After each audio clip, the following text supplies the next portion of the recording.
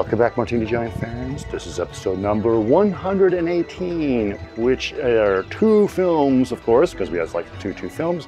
The first one is from 2022, and it is Tar, which was recently nominated for an Oscar, directed by Todd Fields, and of course starring Cate Blanchett.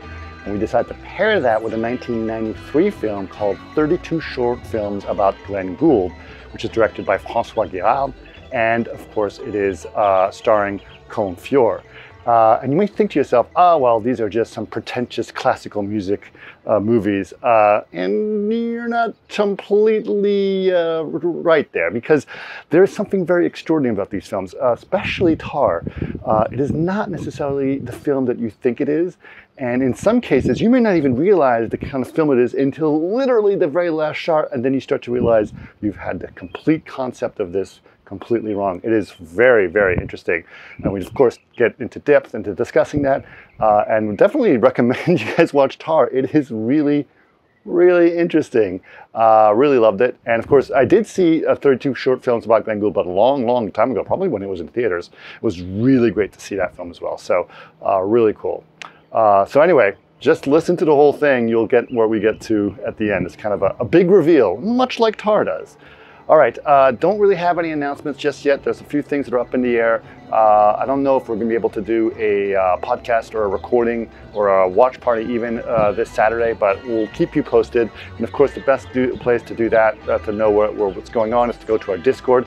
And the best place to get to our Discord is to see the description on our YouTube's page for all of our podcasts. There's a link right there that tells you what our Discord is. And if you're not subscribed to us on YouTube, this is an opportunity for you to do that. Just go to youtube.com/@martinigiant. Again, that is youtube.com/@martinigiant. But for now, please enjoy episode number 118 with Tar and 32 short films about Glenn Gould. Enjoy.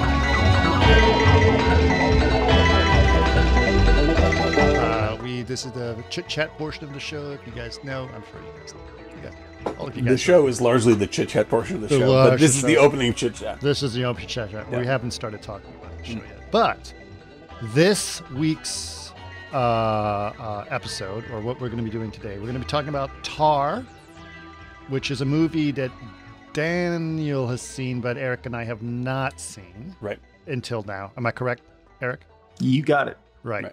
And then we asked, since Eric and I didn't know what to pair it with because we hadn't seen it, we asked Daniel to pick an opening title to it. And he decided 32 short films about Glenn Gould, which I have seen probably in 93 when it came out. Yep. Yeah. Same. Yep.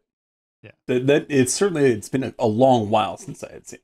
So after I saw Tar, right, and then I was going to go back and watch, and I was like, oh, and I was thinking when I saw Tar, my first reaction was, we should have paired this with, before I watched the other film, I said we should have paired this with Whiplash, right? I know, yeah, there's two movies, I totally agree, and I'm not going to hijack it. I just want to say, now, I'm glad we didn't. That and Barry Lyndon are my two other possible pairings for Tar. Right.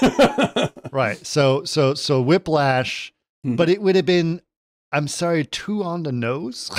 Yeah, exactly. I agree. And the other thing is, people should know about 32 short films about Glenn Gould, because that's a fantastic film that is long forgotten. Forgotten. I don't know if you guys found a better copy. The only copy I could find was an SD, and it looked like shit. Yeah. It looked like shit, man. It was like watching it projected on a it was really bad. Yeah, it was terrible. Forgivable though, because it was such a beautiful film. I mean, it's a great film. Looks great. Beautifully photographed film too. There is an HD version, I think, on Apple Movies, but we watched it. I watched it on Amazon Prime. That's the only thing I can. That was one of the. There are two embarrassing prints I saw this week. I rented it because I didn't see it on Prime. Mm-hmm. And not on Prime. So I rented it on Amazon. I rented it on Amazon. Okay, I rented it on Apple, and it was crap. Oh, it was also so it's crap too. There you go. Yeah, so they didn't have an HD version. Retransfer that thing. That movie is too good. It was really like blurred out and colors really smudge. It was horrible. I was like, wow, I rented this. Well, you remember, dude, we used to watch movies like that back in the day on VHS. On VHS, exactly. And we were perfectly happy. I I'm happy to say I'm spoiled by streaming. Like streaming, which used to be like a joke of like, basically like 640, 480. But like now it's like it's gold. It's nearly gold standard. It's fantastic. 4K HDR. It's 4K HD. So, but like because I also tried to watch Netflix put up both Psycho and The Birds, and they have a good print of The Birds. Their print of Psycho, this is so fucking shitty and snobby. I wrote to Netflix, and I'm like, you should be embarrassed that you put this copy of Psycho up. Like, you don't have a better copy of Psycho. This literally looks like I'm watching through a dirty window in someone's house. Maybe that's the effect you wanted to make me feel like Norman. But like, it's so shit. I couldn't believe my mind. I couldn't believe my eyes. But yeah, it's too bad for a 32 short film, because it was a real pleasure to rewatch that one. I had not seen that. Yeah, and I actually have to say, I mean, the audio quality was not that great either. But I don't know if that's maybe that just needs a remaster. It just needs. That's what it needs. But who's going to put up the money for that? Yeah. Right. Yeah, no doubt. I was just like, this thing is so nicely shot. The music is obviously beautiful, and it's such an inventive little indie film that really, I think, changed, like, that really opened people, because I mean, 93 was early big time. Yeah, it's like, this is like when the indie scene really hit, was 90. Yeah, like I was living in New York then, and that was a big film. Yeah, it really, really got people hooked, and really introduced them to some, nifty ways to make movies that people hadn't really thought of before. What I think was really cool, because we obviously, the three of us, we've been looking at film structure quite a bit, and so this is a really interesting way of looking at film structure. That film, because of the way that it's done, as 32 scenes as opposed to a normal structure. Okay, so I think we should start with Tar, though. Okay, all right. Opening salvo, Tar, nominated for Best Picture. And then just sort of, when it didn't win, it just sort of disappeared off the face of the earth. Everyone just stopped talking about it. There is, what's the name of the actor from Glenn Gould? What's his name? That's a Comfior. I love Comfior. Yeah, great. Comfior and Kate Blanchett's, their connection is that they each played in a Thor film. That's amazing. Oh my God! I was like, what's the connection? Combs listening. Yeah, so he played in the first Thor. He played the ice god guy. Huh? Right. Yeah, that's great. And then he was the really big bad guy in the first film, and she was the evil sister in the other one. So that's perfect. That's literally perfect. Yeah, like, because I've long been like, Comfier is one of these guys that should be a well-known character actor, right? He should be like a Like, why he should is be. That? I'm not sure why he's sort of missed the recognition, but he's always great whenever I see him. But he's done he's all over the map in terms of what he's done. He's done a ton of TV shit. Ton of TV. I think he makes most of his bread in TV. I think that's what's really going on. Is he Canadian? I think so. I believe that's true. But yeah, because you see him, and he's got a great bit in Michael Mann's The Insider. He's got like all sorts of, he just shows up and you're just like, oh, this guy's fucking great. Why don't I see him more?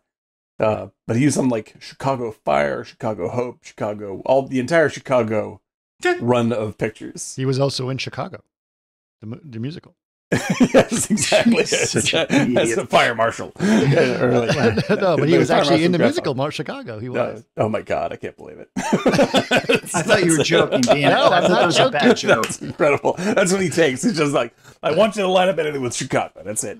It's the only thing I do. I'm not kidding. I looked it up. He's also the villain in the terrifically terrible B movie with Vin Diesel. What's it called? It's the sequel to Pitch Black.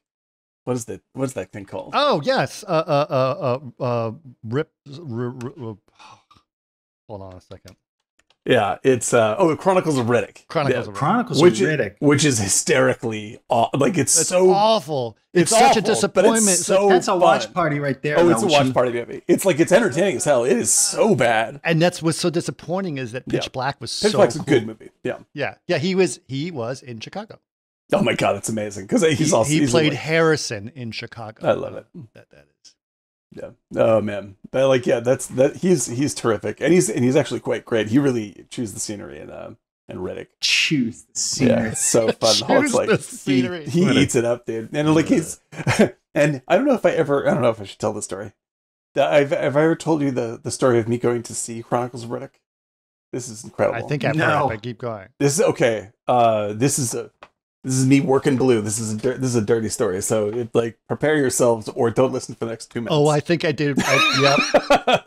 I remember this story. It's just this crazy Is this embarrassing? Story. Like the hand thing with yes. So like for any. Oh, I should warn you though.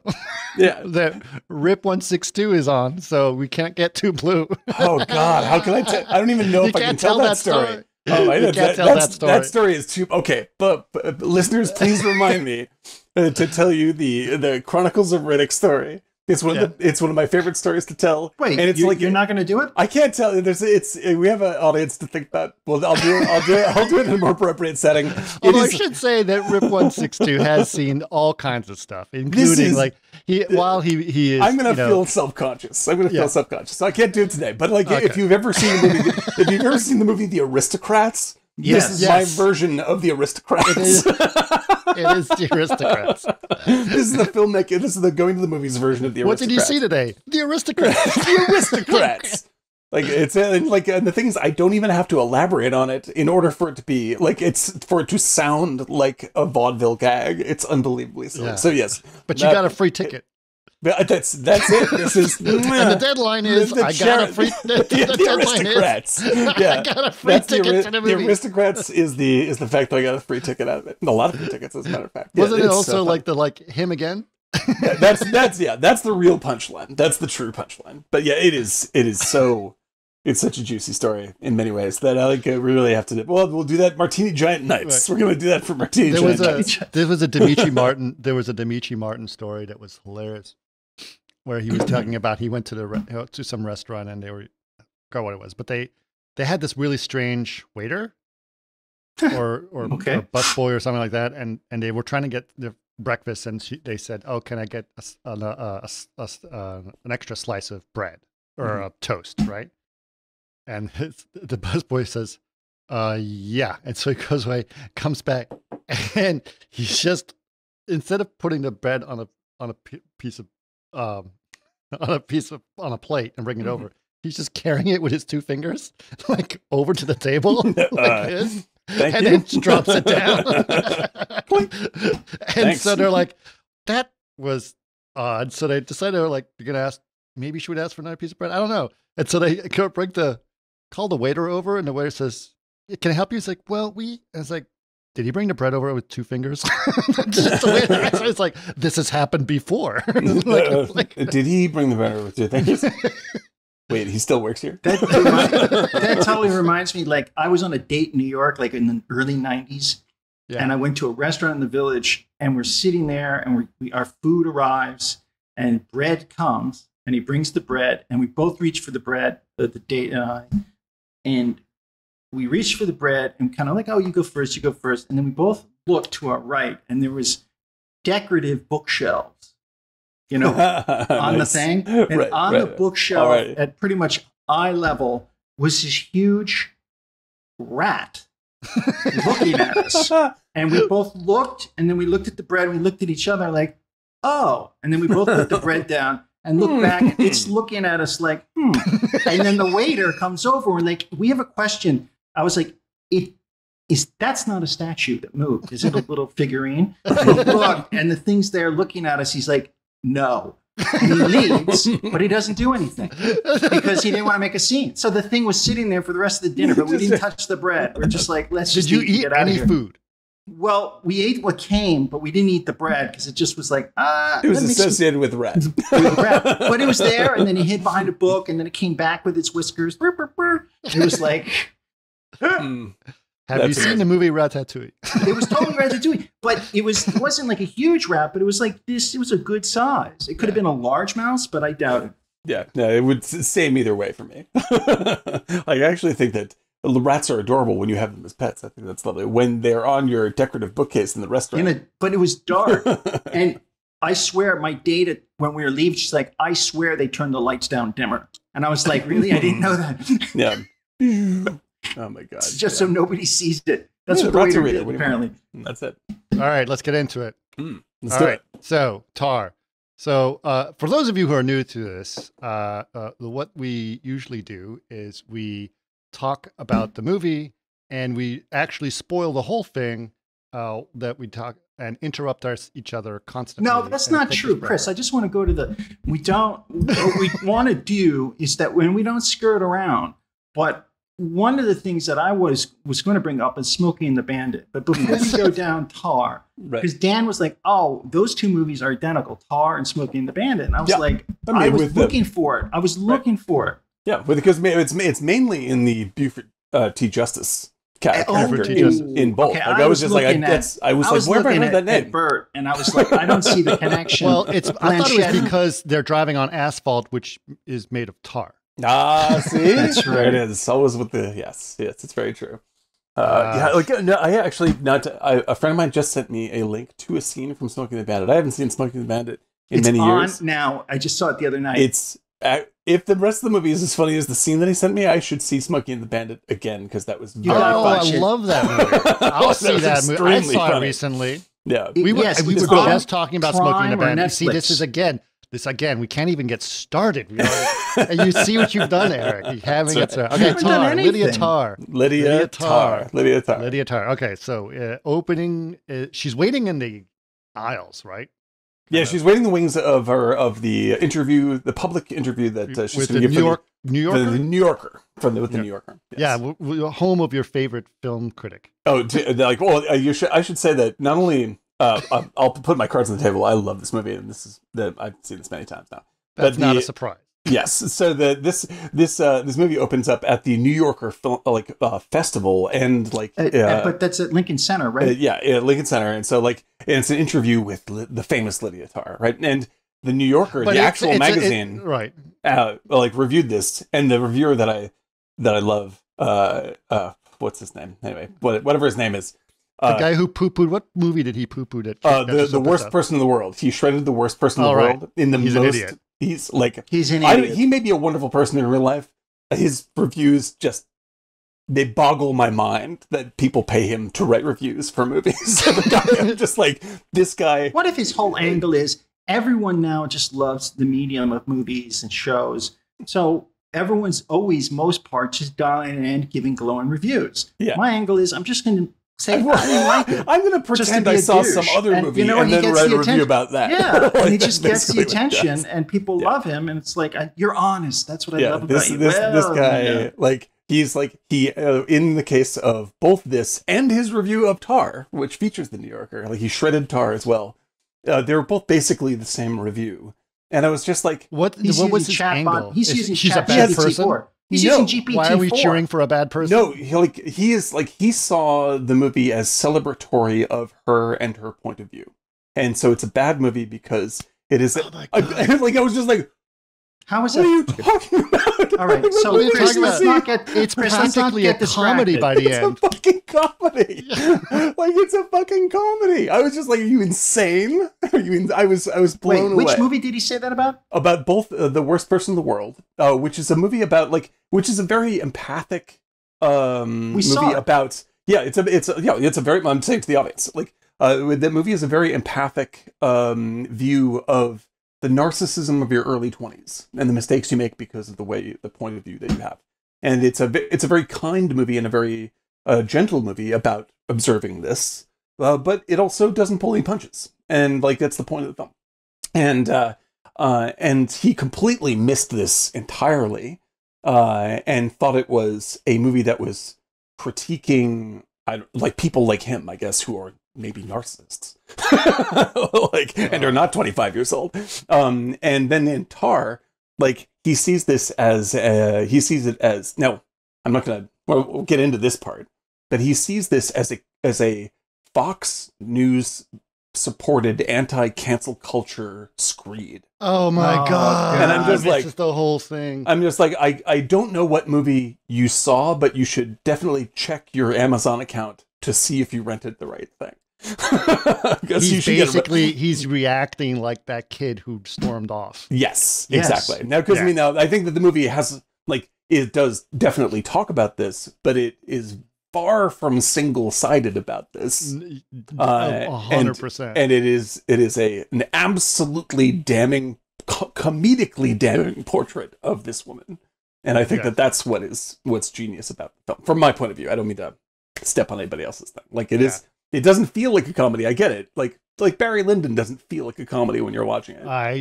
It does not feel like a comedy, but when you end on that last shot, oh my god, I was rolling laughing. You're talking about Tar? Yes. Yeah. It's dude. It's like I have multiple questions to ask you guys. Yes. But I'm going to ask. We'll get into it in order. Let's try to get into it in order. But let's go. Chris, let's not diverge too much. Let's just stay focused.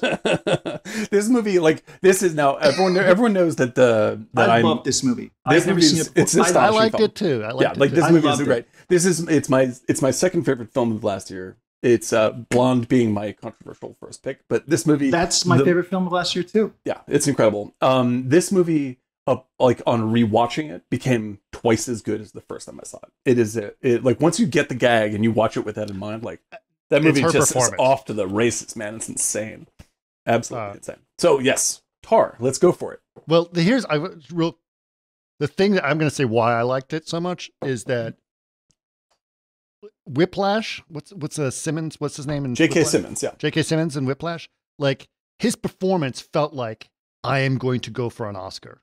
Yeah, sure. And Cate Blanchett, he's great at it. Yeah, he's very good. Yeah, but with Cate Blanchett, it was like, I'm just going to give you the best performance possible. I'm just going to fucking go. But that's who she is, man. And it's interesting. It reminded me a lot of her Blue Jasmine work, which I love. Yes, well, that's one of her. I think that's probably her second. Dickie Greenleaf. It's like Blue Jasmine, for people who haven't seen it, who can watch Woody Allen movies. Watch Blue Jasmine. That's probably one of his last really good films. It is. Yes, it is.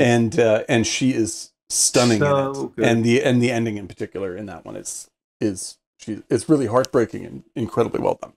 Brilliant performance. But this is a times 10 multiplier. This is such a brilliantly executed, perfectly observed, hilarious performance that I don't know. I can't think of anything else like it outside of Daniel Plainview in what's it called again? There Will Be Blood. There Will Be Blood. Like this is Cate Blanchett's Daniel Plainview, and I think it's absolutely mind blowing. This performance is out of control, and the movie meets her at that level, but she is leading the thing the whole time. It's just insane. Yes. So she is getting ready for an interview. A woman comes by, gives her some pills and some water. Mm-hmm. She takes them and brushes her off. So she's immediately putting her character on the table. Yes. Right? Yeah. I am famous. I treat people like objects who are beneath me. That's so like you with us. Right? So it's very. We didn't want to break it to you this early, but there it is. But, yeah, it's such a like from the like you're saying the opening second you go okay. Yeah, and you know how you get that too is when that next scene you see her on that beautiful private plane with the face. Yeah. That's the opening scene, isn't it? That's the opening shot. So great, yeah. It's the opening shot. First, actually, no. The opening starts with the credits backwards. That's right. Yeah, which is really quite great, I think, for a couple of reasons. Like, I think that it's like I like just like we've talked about before. I like movies giving you time to get in the mood of the movie. Like that's why you do main on ends now all the time. Yeah, exactly. And so like I prefer like having like I liked old movies used to have the overture that would play throughout the theater before you were even sitting down. So it would get you in the musical zone of the movie as you're getting your popcorn, blah, blah, blah. And then you'd sit down and you're in the movie and then there's the lead in with the credits and then the story starts. So it sets you up to be in the world of the movie before you get there. So I like that also. But also when I heard the director, Todd Field, he was talking about it, he's like, I can't make a movie about, this narcissistic artist who basically draws all attention to herself away from her own people that perform with her and all this stuff, and then put the credits at the end of the movie when no one's going to watch them. like, I need to put the credits for what you're about to see in a place where you'll see them, so people will get credit. Right. And I was like, that's a really thoughtful and interesting. It's a consistent point of view that lines up with the movie, and I think that's very smart. So regardless of whether he's earnest in that or not, it is a part of it makes sense in terms of what the movie is saying to make that choice. Yeah. So she sits down for her interview. Now, this is an interesting thing. So as she sits down for her interview, you hear the introduction, a lavish introduction.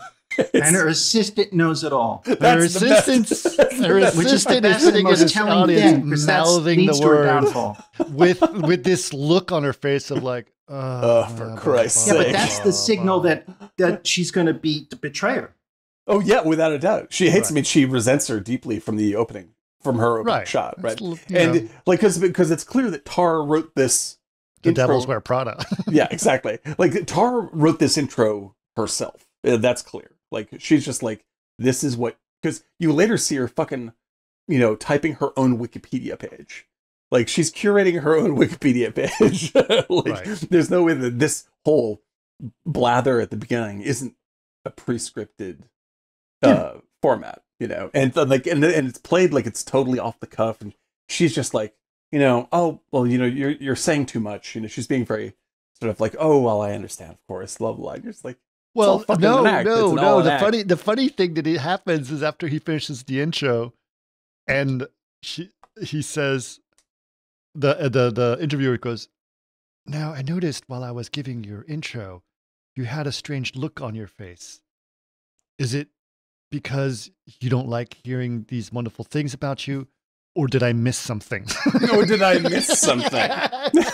Or did I miss something? It's like, this is the kind, this is what I want to say to the actual reviewer at the New Yorker, that you didn't get that fucking joke. Yeah, you should start watching the movies you review. That blows my mind. Like, you are an idiot. I can't believe people are like that. What a dope. Sorry, I mean, if I ever meet him, I'm sure he's a nice guy. The director Todd Fields feels the same way you did, and that's why he cast him. He didn't cast that guy, but I think he picks the New Yorker. Yes, but do you think he was trying to do that in that way, or did he reveres it? No, he definitely feels like he's said out loud how he feels about this stuff. Like, I mean, he has the same feelings I do about the New Yorker, which is like the New Yorker. I still do read the New Yorker, a piece from the New Yorker, because they do have great writers that work for them, and they used to have really, really landmark great work. Yes, long 80s, ago. Yeah, and just 80s and the 90s. Fantastic work, really thoughtful work. But now they are so they're so Tar, they're a manufactured prop of themselves, and it's all about making sure they're saying exactly the right thing to look exactly right all the time. Most newspapers are like that too. That's true. Yeah, but they're just a highfalutin nonsense version of it. Yeah, exactly. And it's really shallow and incurious. They are incurious, and I think that's what he's lampooning in the opening of the movie. It's just like, this guy is just there to pour honey on her. That's literally it. Well, that's how I feel about the Inside the Actors Studio thing. Mm-hmm. Yes, it's like, ugh. Yeah, Jesus Christ, James Lipton. Yeah. And then we come to your masterpiece. I'm surprised he has any fabric left on the knees of his pants. For God's sake. I mean, he actually would give interesting interviews. Like James Lipton wasn't a bad he pulled a lot of talent. Yeah, that was his thing. Talent. He absolutely did. But man, oh man, dude, sometimes it'd be like, and then Robin Williams, we come to Jack. You're just like, you don't honestly think one of the funniest Lipton thing is seeing him Will Ferrell portraying? No, seeing him being interviewed by Ali G. Oh my god, yeah. Oh Jesus. Sacha Baron Cohen.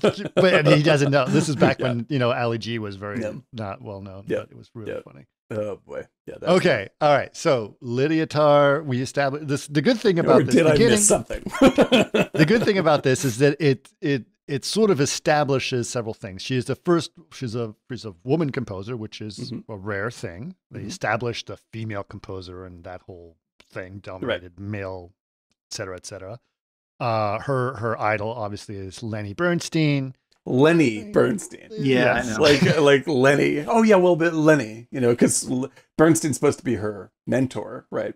And so normally anyone would say Leonard Bernstein. If you call Leonard Bernstein Lenny in the course of an intervio, Bobby De Niro. Bobby. Oh yeah, me and Bobby. Bobby and I were just hanging out. Yeah. It's just like I'm on a lawn party in Connecticut at that moment, instantaneously. Me and Lenny. Of course, when Lenny said this, that's very funny because I saw an interview years ago of like the lead singer, no joke, of Whitesnake, and he was talking about working with Jimmy Page. He's like, Pagey is, I was like, Pagey? Oh, God, I was like, what, man? Really? You're a Whitesnake, and you're like, Pagey is, he's his own person. He's great. I don't know why. It's just like even if you know someone super super well, use the name and use their first name. Use the first name that everyone uses. Don't be like you said Robert when you said Robert De Niro. That kind of stuff. Don't be Pagey. Oh, Bobby Bob. He's the shy hold on. boy. We say Joe Kosinski all the time. Yeah, no, we can say Joe because it's Joe Kosinski. Like we do know him, and his name is Joe Kosinski. His name is Joseph Kosinski. Is it Joseph? Oh, I didn't. I'm sorry. Now, okay. I mean my own words. Let's look it up. Let's look it up. If we've been overly familiar with Joseph, then I apologize. But yes, I think it's especially with he's credited as Joseph Kosinski. Okay, he's Joseph from then on. I'll try and live by that. Yeah, that's. It's hard for me because I know him as Joe. You really do know him very well. Yeah, I do. Yeah, but but I think with someone when you're talking about Leonard Bernstein, Lenny is a bit of a stretch. No matter how well you know him. Look, Lenny makes the most incredible marinara sauce. I'm telling you. I know. I was he over should at have Lenny's his own house. restaurant. I tell him that in the Hamptons all the time. Yes. Yeah, that's right. My God. But yeah, me and Joe, we go baby. And Pagey and I. So I'm out with Pagey. And apologies, Joe. Pagey. We're out with Pagey at a bookstore, and I said, Pagey. wait, it's funny because everyone's after him, but it's Pagey. That's him. He's the shy English boy. To me. That's right. To me. I mean, just because I've known him so long, we're such incredibly good friends. Hey, Dan. 6 weeks. Can you do me a favor and just give me 6 weeks and host the show? I can't do it. I can't do it. We're referencing Joe, please, what are you asking of me? I can't direct that. I can't direct Top Gun 2. It's impossible. Casey just says legalize marinara. Oh yeah, there we go. Oh God. Oh no, I was sorry. I was doodling. I just realized I heard the joke in the back. I didn't pick it up, and now it all came back to me, and I just realized the whole what joke? King of Comedy stuff you just did. Oh, yeah. I was not paying attention until just now. For anyone else, it was I was playing the part of Robert De Niro in King of Comedy. I was doing with Joe Kosinski asking me to direct Top Gun 2. That was the joke. Do me a favor. Will you direct this for me? I just need a break. I just can't. No. What are you asking? What are you asking? All right. Boy. I'll do it. God, I can't. Joe. Me and Joe. The pressure. Joe, we go way back. From the studios. I can't do it. All right. Okay. Where was I? Hey, it's a good show tonight, huh? Anyway, interview. A couple of big things get established during the interview. The interview establishes the one that she's a female composer. That's rare. I mentioned that earlier. Also, that she's doing the definitive Mahler collection. Yes, right. And that she is the Fifth Symphony is always the missing one, right? And so that's the part she's doing. And that she also loves. She loves she loves the rehearsal more than the performance because the performance is it's already done, right? Yes, yeah. And she brings up a couple of very interesting things that come into play later, which are like there's a great, and I just want to throw it in because we'll touch on these things. Sure. Is that she part of her introduction talks about how she she's traveled all over the world, and she's been like, there's this great sub story about how she like brought music to this tribe. That's like right. it's like and it feels And then like she ends up in a tribe. yeah, like that's it, exactly. Like then, and she's just like the way that she talks, like the patronizing way she talks about this is such a great lead in to where this goes. And I didn't know. I didn't. Oh, go ahead. Sorry. Yeah, but they also talk about other conductors and their past behaviors. Yes, exactly. And so, like, what's really brilliant in this movie over and over again is that they don't, like, she will say things in interviews and in scenes that are totally legitimate things to say. Right. But the reason and way that she's saying them is so self-serving it destroys what she's saying.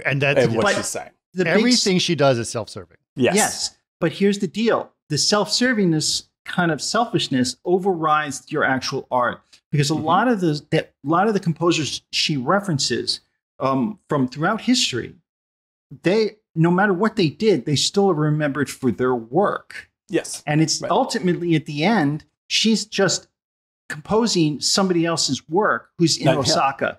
Right. Right. And it's just like, she won't even be remembered for her content. Yeah. Right? She, in fact, like it's just power.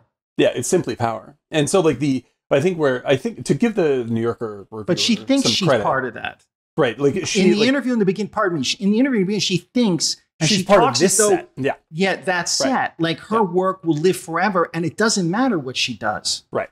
Right. And so, like, because I'm in the club. Because I'm in the protected club of artists. Right. And then the movie is like, well, we're not living in a world in which that is true, and if you have not actually lived a life in accordance with your high values, that you may be destroyed. And so all of that is very nicely set up in that opening interview, which is that her performance just in that one section alone is such a vivid short film about a character. It's out of this world. And then we'll watch 32 short films about another character later. But let's get going. So she then goes to a lunch with Mark Strong, and whom I love. He's great. He's been in a bunch of things. Oh, a zillion things. Zillion. He is often the very best actor in a bad film, but he is always great. I think I've actually done a movie with him at Designing Titles. Oh, he's terrific. Yeah, because I looked at it, I'm like, how do I know this guy? And his last name, I was like, because I did the title. He usually has very short hair. His hair was bald in real life. Right. I did probably 2000s. I did a movie where I designed the titles. So I remember these names, and I was like, how do I know this guy? Great, a great character. I love him most, I think, in he was Taylor in Soldier Spy. Yeah, he's in Kingsman, yeah.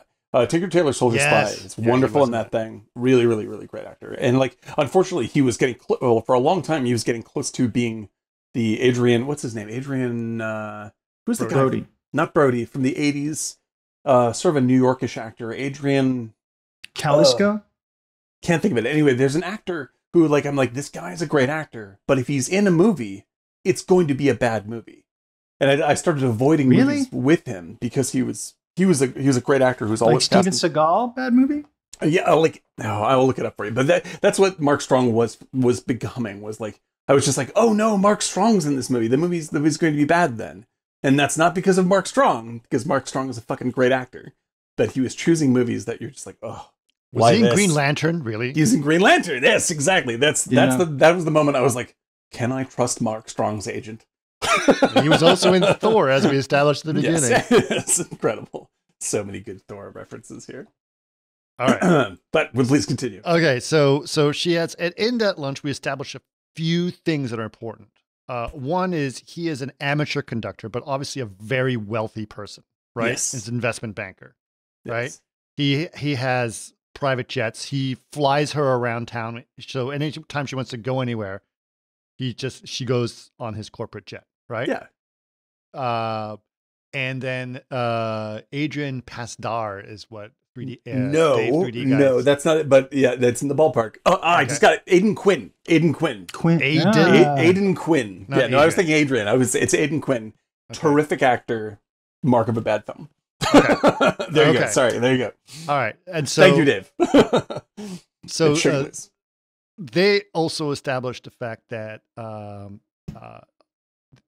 they co-founded something called the Accordion Foundation. The Accordion Foundation, right? Another slyly jokey name that connects later in the movie, right? And so, and this is specifically done to inspire female conductors, right? Mm-hmm. It's like the Women in Animation group, except yes, exactly, right. And she's like, and her first thing is like, we should probably make this unisex now. Like we've placed everybody, you know, like there's no need to, obviously since I made it, like why should we even continue this? You know, she's like, she has this very, again, this whole patronizing view. Like we've been so successful. She's good at the patronizing. Yes. Oh my God. Yeah. And so like, so she's like, no, like she started it clearly as sort of like social leverage. Yes. And then now promotion. And now that it's kind of like hanging around her neck a little bit, and people only talk about her as a woman conductor, and she's like, I don't want to be talked about as a woman conductor. She's like, why don't I turn my school into a unisex school and stop offering them the help that I was originally saying I wanted to give? You know, so it's just like you can see like whether or not it's a good argument doesn't make any difference to her. It's only what serves her in the moment, and and then she'll side with that. And Mark Strong is a what's the right word for this kind of guy? Like he's a hack, right? Well, he's not. He's a dilettante. He's a hack rich guy who's bought his way into conducting. Right. You know? And like so he's like, just give me a peek at how you structured your how you conducted this brilliant piece, just so I could do that too and get a glimpse and learn from it. And then he's like, you're a robot, which she calls him. Right. And so she's very demeaning to him, even though she accepts all of his gifts and he keeps giving them to her. Right. Yeah, she's perfectly happy to take his money. Right. You know? And that's like the fact that she fucking despises him, but is plainly happy to take his dough. Most relationships are probably like that at that level, though. That's the thing. Well, and this is what I consistently like about the way that Field writes her character and the way Have you met Melania Trump? Yeah, exactly. Is like she constantly says things that in another context from someone else, I'd be like, I sort of agree with you. But because she twists this into being a self-serving thing, I'm just like, you're just a fucking scumbag. Right. Like over and over and over again. Yeah. And so like the movie is built to make me question why I feel the things I do. That's what I like about the film. Sure. Okay, so this is that awkward lunch happens. A couple other things get discussed. They discuss wanting to replace Sebastian for assistant conductor, and also that they need a new cellist. Yes. Right? Yes. Okay. Then the next scene is a very interesting one. She says she also tells him that she cannot have any wine because she's going to be teaching at Juilliard, doing a master class at Juilliard. Right.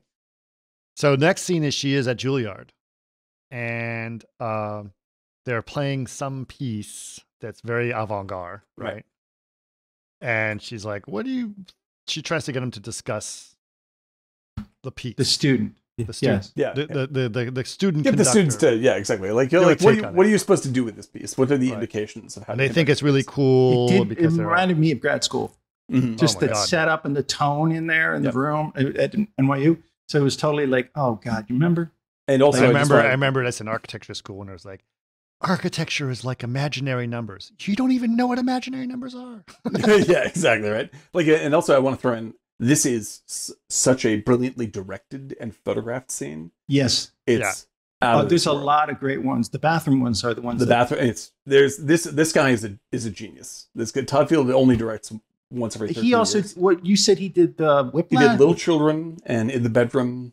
In the Bedroom. In the Bedroom is fantastic. Little Children is fantastic. Like he's an only bangers director, and he only works like once every 20 years.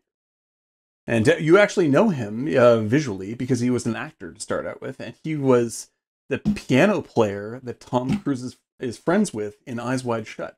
He's the guy who gets Tom Cruise involved in the Eyes Wide Shut scenario.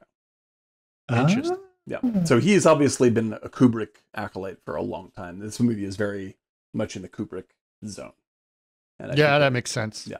No, he takes a strong lesson from Kubrick. He's not quite as good as Kubrick, but he's really fucking great. He's really great. He's good. Yeah. Right. And this sequence, I believe, is a oneer. I didn't even realize. No, it's close. It's close to a oneer. The opening? No. The master class when she master class. Okay. I think is a oneer. I'll double check on that. I know the last half of it definitely is. Right. But I didn't realize it the first time I saw it, and only when I watched it again, like halfway through, I was like, "Wait, is this a oneer?" I just had to go back to check. It's so well staged. It's insane. Brilliant.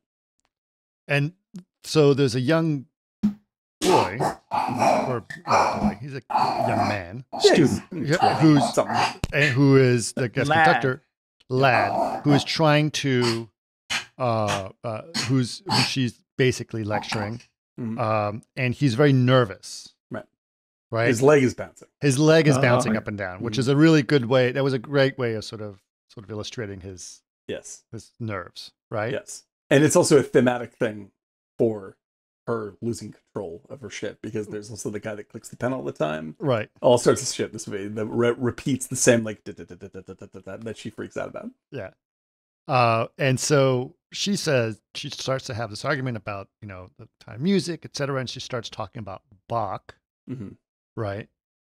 And he says, I don't like Bach, or I don't know Bach, something. I'm not into Bach. Because, I'm not into Bach, is what she says. And she's like, I'm not into Bach. You're what are you not talking into about? Bach. What the hell are you talking about? And then he makes some reasons, which is actually, we brought up these kind of situations on the show all the time, where she's like, well, he was misogynistic. He had 20 kids. Right. Et cetera, et cetera. And he says I am a pan, so I'm a BIPOC pansexual person, and I just can't support white cis male misogynists. Right. It's basically what he says. And the thing is, like, now before we get into it, like, both sides of, like, there's a way that the scene plays out where both sides have really strong points, and where you can actually talk this through and come to a synthesis of these ideas, because these are I don't off the cuff, I don't think he's wrong. I think that her point that she just the text of her point is very, very good, and they could have a conversation that is growth inducing for both of them, for instance. Sure. Right. That's not what happens. No. That is 0% what happens.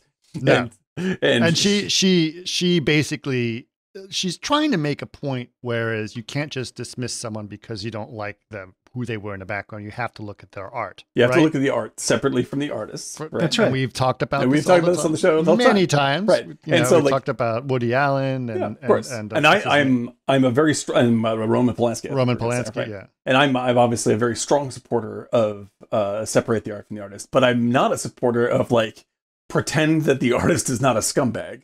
Right. that's not what you do. Yeah, but you know what you do with that is you don't watch his films, or if I'm 100% in support of people. If people don't want to watch Polanski movies because of how they feel about Polanski, I support that 100%. If that's how you feel about it, then the fact that you feel it means that the movie is ruined. So don't watch it. It's perfectly fine. It's a perfectly good argument. But what I don't like, particularly about the kids thing, it's like, well, I don't like Bach, or this reason why, and then it's almost like I don't need to learn about it. Which dismissing the art itself is so bad, because it's not helpful for him. Dude, that's what's happening all the time. But do your work, understand that. By reading and understanding him doesn't make you like him. Yeah. Or be sympathetic to what he's guilty of. Right. I've read, everyone watches the show Dahmer, and they love Dahmer. Doesn't mean that's they're Jeffrey Dahmer. Entertainment for people. That's right. Exactly right. So why people are very selective in how they apply their moral. So I didn't like the kids' approach, because you're at school, whether you like it or not, eat shit a little bit and learn. Yeah, and I think that reinforces at the end when she goes to her house and you see all her medals. Mm-hmm. And you see all the tapes, and you see her watch the tape. Right. You realize she worked her ass off. Oh, without a doubt. And the thing is, the movie. I think that Todd Fields' vision of what's happening, and not to jump to the end, but where she lands in watching the videotape, right?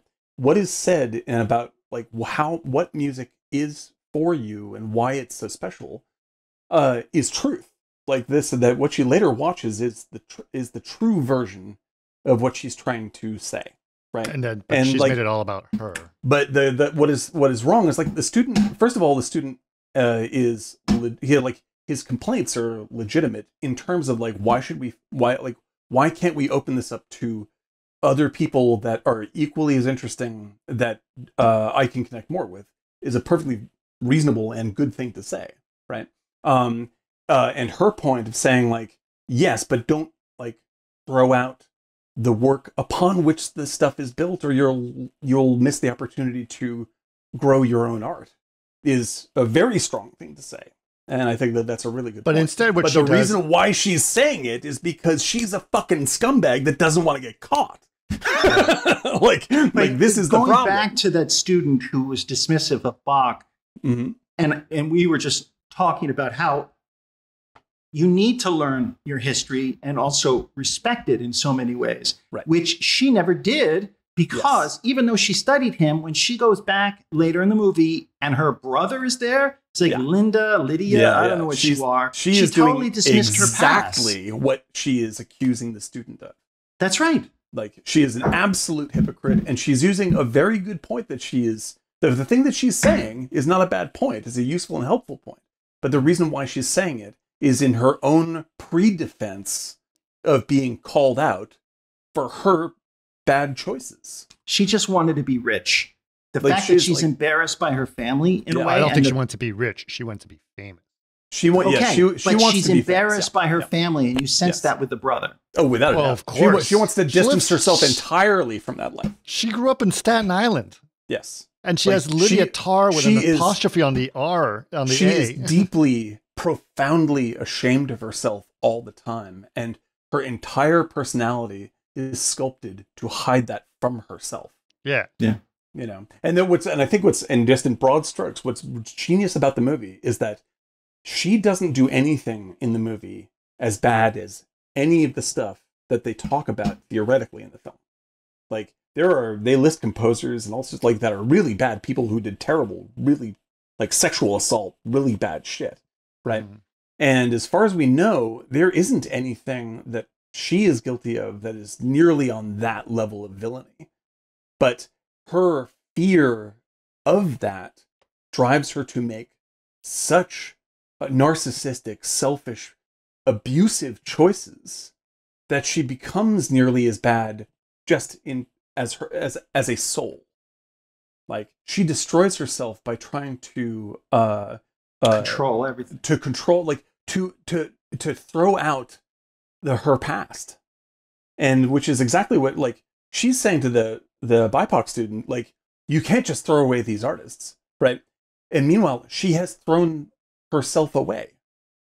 Like, she doesn't want to confront who she is. She doesn't want to confront her past, good or bad.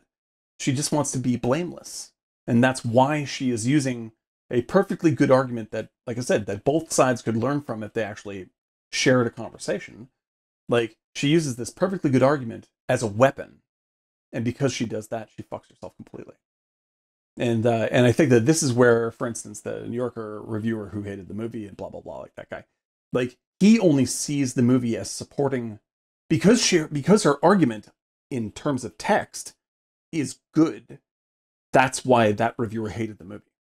He wants a movie that says, of course the student is right and we shouldn't question this at all. But that's the same problem we had with the other movie.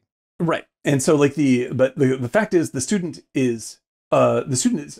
way you should look at it is that, like, the student brings up some really good points, and this is his point of view that is absolutely valid. Let's discuss this so that we don't lose what's good in what we can learn. Sure. Like, that's the way to approach it, right? And she could have easily done that. That's the easiest thing in the world, right? If you were having an open conversation, but she sees him as a threat to her supremacy. And that's why she shuts him out completely. Well, and this is what actually happens, just spoiler alert, but she sees him as someone who could threaten her. That's what I mean. For all the bad things she's done. Exactly. And he does. and he doesn't even do it. Like, like he's not even like the kid. The kid might be a perfectly fine kid who has nothing to do with the rest of his life. Right. But the fact is, someone in the class is filming it, and he also says, "Fuck you." Yeah, exactly. Well, what he does say. Well, so what happens is that to the way that she wants to basically shut him down is ask him who he'd like to see as composers. And then she points out all the horrible things that person did. Yeah, well, that guy's a racist too. Should we throw that guy out? Right, exactly. That guy's a racist, so therefore, are you a racist? Right, exactly. Since he's a racist, do you identify yourself as racist? Right, right. And then she turns it around. And the most important, like a last little punchline, she says, "And now let's look at it his way, like immediately, like phrasing it in the most immediate possible way, just like, okay, well, let's treat it as if his point is actually good, like, and just let's look at it. So if you are going to give an audition behind a closed screen, do you want people to judge you on something else besides your performance? Or do you want people to judge you on your performance? Right? And he's like, you're a fucking bitch. Goodbye. That scene that she just describes happens in the movie. Yeah. Right? And what does she do? She judges it based on something outside of the performance. Yeah. She saw her in the bathroom and she was attracted. Yes. And then you notice how she erases something on the page. Yeah. Yes. No, she changes the score so she would win. We say this all the time, Martina Giant. The movies that we love the best, at least I want to speak for you guys, but the movies that I love the best are movies that make me ask myself, how are you an asshole like this? Like, she is saying something that I agree with. Have you ever said something like this in a scumbag way like she did? Are you using this argument to defend your own middle-aged white self, dickhead? Like, that is a really powerful and good thing to do with art. Oh, yeah. Yeah. When the mirror is ugly. Yeah. The reason why I love this movie is because I empathize with the villain, and the villain is the star of the show. And when she fucks up, I go, I have done this. And it makes me learn from my own fucking mistakes. Maybe I shouldn't do that. Yeah, exactly. Like, that's healthy art, you know? And at the same time, it doesn't do what the New Yorker reviewer would want it to do, which is just be completely uncritical of something that makes little sense on the face of it to take absolutely seriously. Right. You know, like, you should engage it. This is a real feeling and this has validity, but you shouldn't just, you know, like, free for all go for it. Otherwise you're as bad as Lydia Tarr is, only in reverse. Right. You know, and I think that's the genius of the film. Like, that's why this is a brilliant film. Yeah. Okay. So, he storms off and leaves. Rightly so, and I think he's right to do so. Like, he's because she's directly insulting him at this point. Yeah, he's right. She's a fucking bitch. Like, he was like, you're a fucking bitch, and leaves. And I was just like, yes. like right. Yes. You like, you lost the scene, but you are the one who is correct in the scene. Right. You know? Right. And then she flies back to Berlin. So we know that she is the lead composer at the Berlin chief composer at the Berlin Philharmonic, right? Yes. So she's in Germany. She had to relearn how to play piano in this film. So she didn't know, and she had to learn how to speak German. I don't know German, but it certainly sounds it's very convincing German. to me. With no ear for German, I was like, damn, that sounds native, fluently native. She did a brilliant job. Yeah. And she looks, and like, unlike most films, everybody in this movie looks like they're actually playing things. That's right. That was really just, you know, because that was the authenticity that was good. Yeah, it's incredible. Like, even when you're not focused on, like, I don't know if the performers that are with her are also cellists or whatever. I have a feeling some of them were. I mean, some of them must be, but like, I know that I've seen, like, the woman who plays her wife, like, she's an actor, but she's like, great. And she's hitting it with everybody else at exactly the same time. And I was just like, well, I noticed in the credits that they credited every orchestra. Mm-hmm. So it's beautiful. I think everybody you're seeing in the background for sure is real. Yeah. Yes, absolutely. That was my sense. Yeah. So a couple things that happened when she gets back to Germany. We established that she is her her wife and her have a kid together. Mm-hmm. And they live in a very big, gorgeous, cold, but pretty house. Mm-hmm. Yeah, it was cool. And that they have and that they both care about the kid. Her wife is also first violinist, right? Yes, right. Which is a very important part of an orchestra, mm-hmm. As anyone who plays in orchestra would know.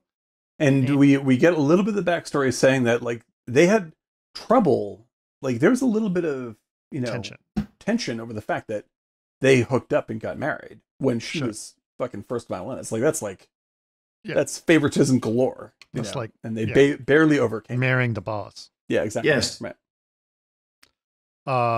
And favoritism, right? Mm-hmm.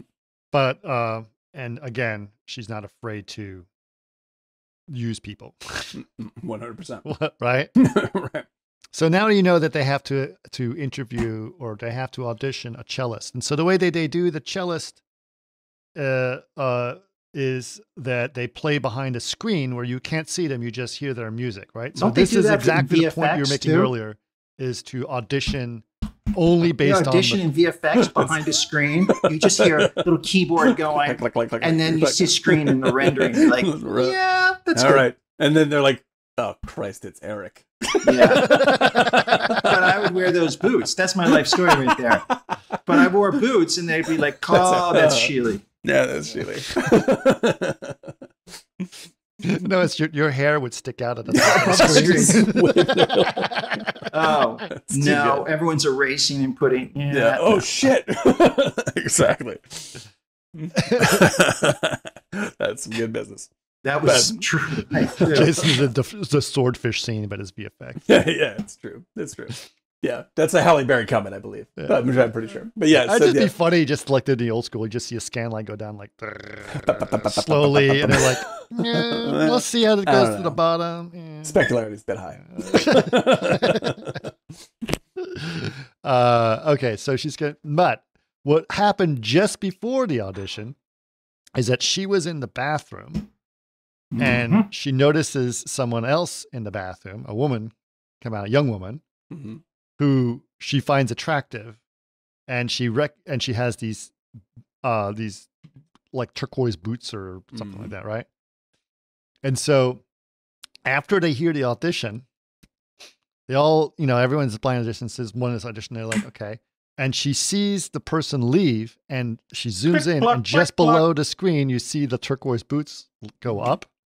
And so she looks at that, erases the score, writes down something. Gives her a different score, and she automatically gets selected. She gets selected. Oh man, such a great bit of business, and also like in the scene you get introduced to the her second that she's already been complaining about rotating out. Right, like you meet this dude, and he's got a pen in his hand all the time, going with the and she's like grabs the fucking pen cap, like please stop doing that. She does that with the student's leg in the other scene. Like but worse, in the student's leg, she puts her hand on his leg. Yes, which is it's all bad. It's every bad choice in the world. Right? Do not do that. And so like there's something unstable indicated by these, like this triggers her in some way. Like this is evidence of my life coming apart in some way. Right. Like bad choices are being made when the shit's vibrating, and this happens a good couple of times in the film. And this is the second time with a click, click, click, click, click. And she's like, erase. Like, it's like, once you see that happens, you're like, this is where she's making a bad choice. Here it is. It comes up again in the car when the frame is like, and she starts getting fucking antsy. It's hysterical. So good. Anyway, please continue. So another thing that gets established after they do that, they're starting to do their rehearsals, and she's saying, we need to find a companion piece to go with this. How about we do Edward Elgar's cello concerto, right? Hot Lady Concerto number 6. Hot Lady Concerto. Wow. Yeah, that's a good idea. And then they're like, and the lead cellist was like, oh, I love this idea. It's like, yes, but we should have auditions. What if we had auditions and see if we could get somebody besides you? Besides you, you're so much on your plate. So much on your plate. Exactly. Besides playing music. Besides my fucking job, you jerk. Oh my God. I would like to see this other person perform. And also the key plot element that's come in is that her assistant, who like you can't tell if she's ever messed around with her assistant, but like she has. She's keeping her on the line. Her assistant said something when she was upset about the death. She's like, I wish we can go back to somewhere in South America. She said in South, remember like Oaxaca or somewhere in like South America, where the three of us were just, as one. She said something and she hugged her when she was crying. Yeah, that because was the implication that they were hooking up. Right, because it's Tar and her assistant are the surviving members of a trio. There's a third woman. Right, that's right. And who the third member was Krista something. Krista.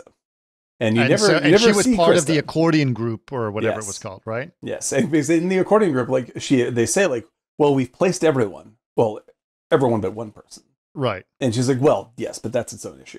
Right. Right. Oh, she's crazy, whatever. Yes. Whatever, right. And so this entire story starts to slowly seep out, which is that there's a girl named Krista that Tar has definitely slept with. Definitely. Yes. And who's obsessed with her. Who is absolutely romantically obsessed with her and has become unstably attached to her. Right. And clearly there is a relationship between her and her assistant. The three of them. There's a three. The three, yeah.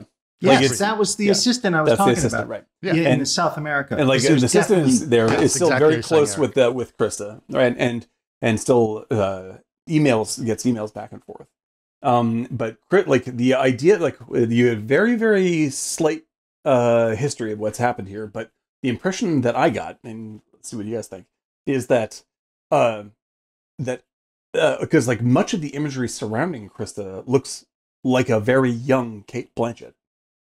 She has like red hair, like the same sort, like the shot of her where you can't see her face at all. The red hair is down in front of her face, and she's sort of sweeping out. You can't really see her. You never see her really at all, right? No, like she's in the interview and you see the back of her head, right? And I got the impression that the reason why, like, there was a passionate connection, right? And I'm certain that it became unstable, but like I think that woman is probably as good as Lydia, and that's really what got in the way. It's like if she were less than Lydia, she'd be happy to be like really, really good, but Lydia is still great. And her assistant's called Francesca, by the way. Yes, yeah, Francesca. And like I get the impression that like because you get to see the one article with her that like this terrific new conductor, and I was just like, and the emails that Tar writes about her are like, I can't tell you how much you shouldn't employ her because she's all this kind of shit, right? Really terrible. That's the kind of shit where you like, I think she is jealous of this woman. Like she is, it's not just simply, it's a love affair gone wrong. It's like, this is someone who could eclipse me and I need to shut her career down. Yeah. Right? Because like I initially loved her because she's a reflection of me, but I suspect that she is better than me. And so I need to destroy her. I will say that also. Which makes sense. You really should. You should murder people if they're better than you. That's what Darwinism says, man. Yeah. That's what it is. Yeah, that's a survival of the fittest. Conductors, just like that. That's like, they have those little pokey sticks. That pokey stick. My favorite, one of my favorite little touches is when Tara's hanging out with her daughter, and the daughter has made like a little symphony out of animals and stuff like this, and the daughter's like, I'm going to give them all pencils, and Tara goes, oh honey, they can't all be conductors. Oh, right. I was like, yeah, because then you're not the one in power. Like, right. I can't allow that to happen. Fuck that. It's fine if you're a conductor somewhere else, but if you're as good as me, fuck you. Like that's my read on it anyways. I think that relationship went wrong because of Tar, not because the girl is crazy. Yeah. The girl probably also went crazy. Okay. So, also, we start to notice that basically Sharon, her wife, there was another really interesting scene at the school. Yes, go ahead. I love this scene. So She drives to the school, and she drives, by the way, one of those electric Porsches, the tie-in. That was a beautiful car, by the way. Yeah, it's a pretty car. And so she drives her daughter to school, and apparently her daughter is being bullied by someone, right? And so she says, "Who is it?" And he says, "The girl in the red." And it's like, okay. It's like, go to school. And so she goes, and she walks up to the girl, and basically says, "If you do anything to my daughter, I will destroy you." And if you tell an adult, no one will believe you because I'm an adult. And she's like, "Do you understand?" And it's like, oh. She is like in any other context. And she also presents herself as her father. Yes. Well. Yeah. That's also I thought. So that is, I think she presented herself as a father, which is fine, but it's specific because it's aggression. Yeah, right? Exactly. Yeah. And she is a monster in that scene. She almost comes across as like a fairy tale monster. Right. Like she is the evil witch in that sequence.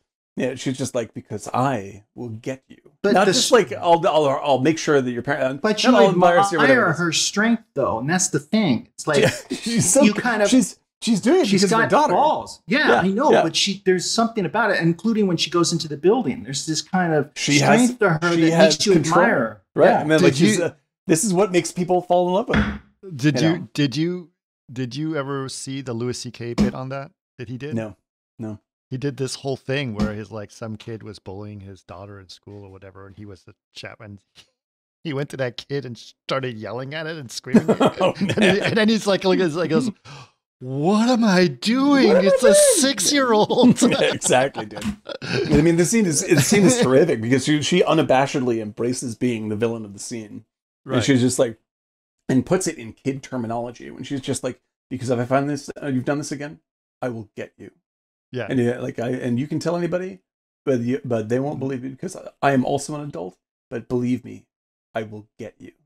Yeah, and you're just like me because like if you're talking to a kid in fairy tale terminology, you're going in the fucking oven. Yeah, like you are going to be my mincemeat pie. Yeah, I'm going to get you. Like this is it, and it's so fucking good, and it's just a short little scene, and it plays because you're like, well, her daughter did get bullied. So I'm not going to call the cops.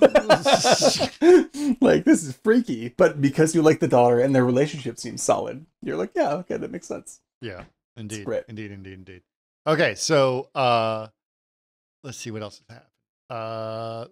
Clearly, you can notice that that everyone is noticing the relationship with Olga. It is not. Oh, yeah, subtle, exactly. Like, right? and her wife is what knows, like, what the fuck is going on? Like, what is happening? It's also almost, it's so good. Like, the acting's so good.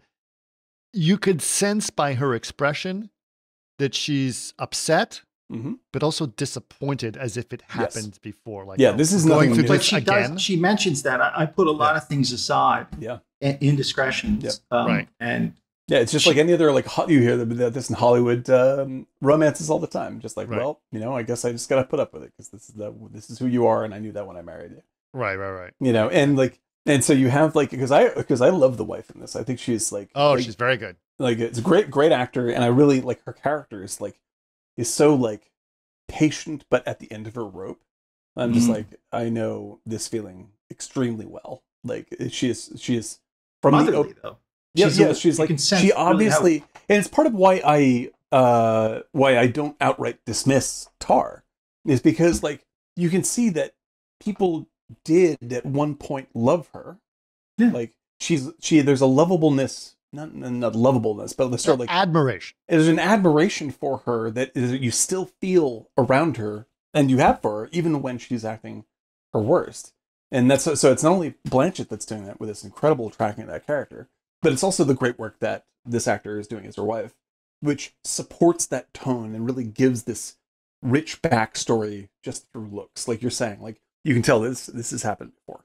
Like this is she's like, great, this fucking story again, and like, and the way the movie gives an impression of the past without explaining the past is like how we always talk about like what great world building Blade Runner has.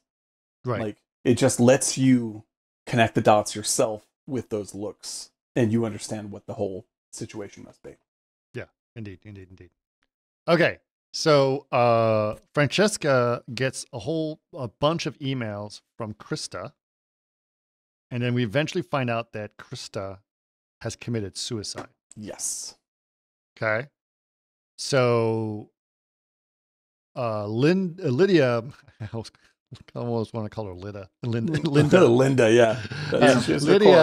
Lydia tells Francesca to delete all the emails. Oh, it's the best. Like, she's like, her assistant is like crying her eyes out, all this stuff. She's, like, very upset. And then Tar's first reaction is like, oh, I know, that's sad, but delete the emails, okay? Right. I don't want any trace of this. I don't want any information about this. And then get me a lawyer because I know I'm going to get, because the parents are going to sue me. This is going to be bad. Right? Yep. And so that's not going well. But then Lydia decides, okay, now I need to, she's going to fire Sebastian. And she tries to do it in a very, like, maybe you should be an assistant conductor at some other place. Yeah. Yeah. Oh my but God. that's out of Berlin. Yeah. But my home is in Berlin. Oh, but we're all live in suitcases, don't we?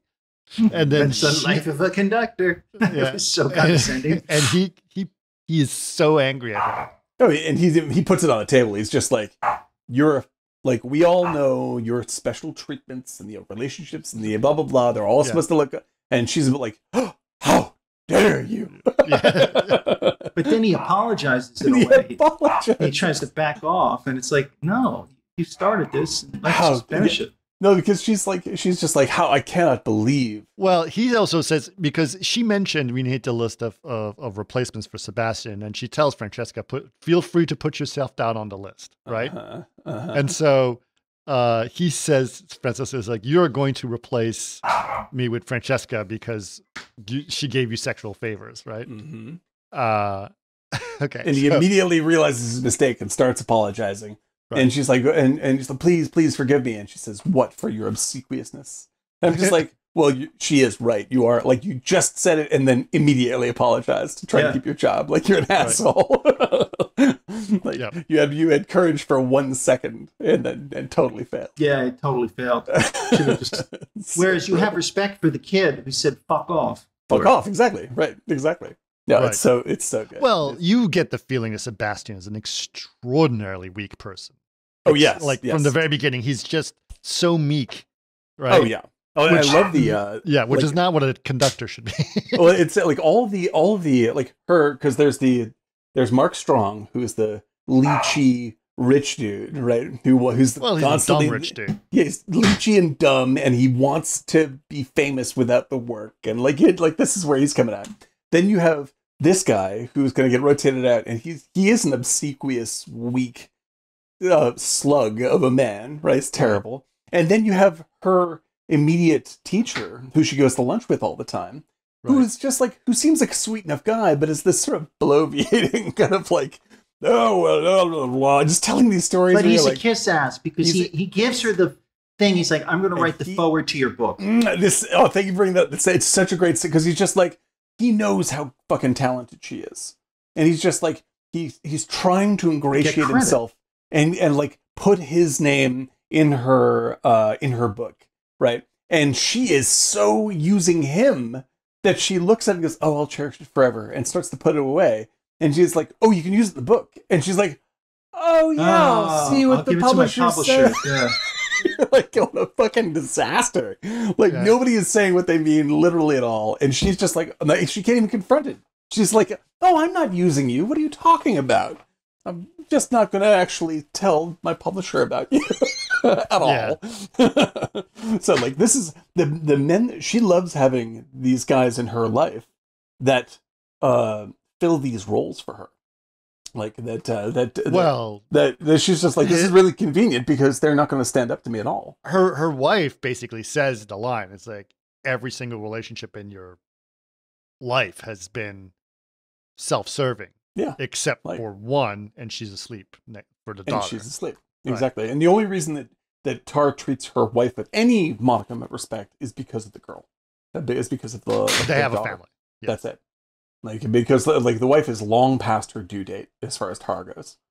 Oh yeah. Like Tar's like, well, for God's sake, she steals her pills. Steals her fucking pills. Oh, I know. Wasn't that genius? What a fucking scumbag, man. Like, it's wasn't that a good scene where she's like, "Oh, I found one. Tucked away. I found one." Right? Yeah. She's like, she has heart problems. She keeps taking these pills, obviously for her own benefit, right? Yeah. Which she doesn't need, right? Man, she's got a little bag of pills like Elvis. It was unbelievable. Like she also has a obsession with cleanliness. What's not OCD, but But it's in line. She's a germaphobe, right? Yeah, right. It's like she is such a meticulous germanphobe. Like she's afraid of Germans. She speaks German so well too. It's really something. But she is such a fucking miraculously detailed, awful person. She's like every little tiny detail you learn about her, you're like, oh, I fucking hate you. Like, oh man, do I hate you? Like, you're just the worst. And somehow Blanchett keeps you on board. Like, it's a fucking magic trick, this movie. It's a magic trick. Yes, because they make those scenes where you like her, like her bravery, and she's playing like the husband role, right? Yes. And those are the things that you like. It's like the strength. Which is the trap of a narcissist. Like, this is how narcissists get you. But that's who's revered, though. Yes. How many narcissists run companies like this? Or how many narcissists are genius composers and artists? Like, the famous ones are like, forgive me, James Cameron. The reason why we know your name is because of how you promote yourself. Oh my God! Have you ever walked into a famous architect's office? It's the worst. Yeah, it's the same thing. The worst. This is these people, the people that end up, because some part of us, and I say this like with all empathy towards all the characters in Tar, outside of Tar, and like some part of us want to be led by people that we look up to.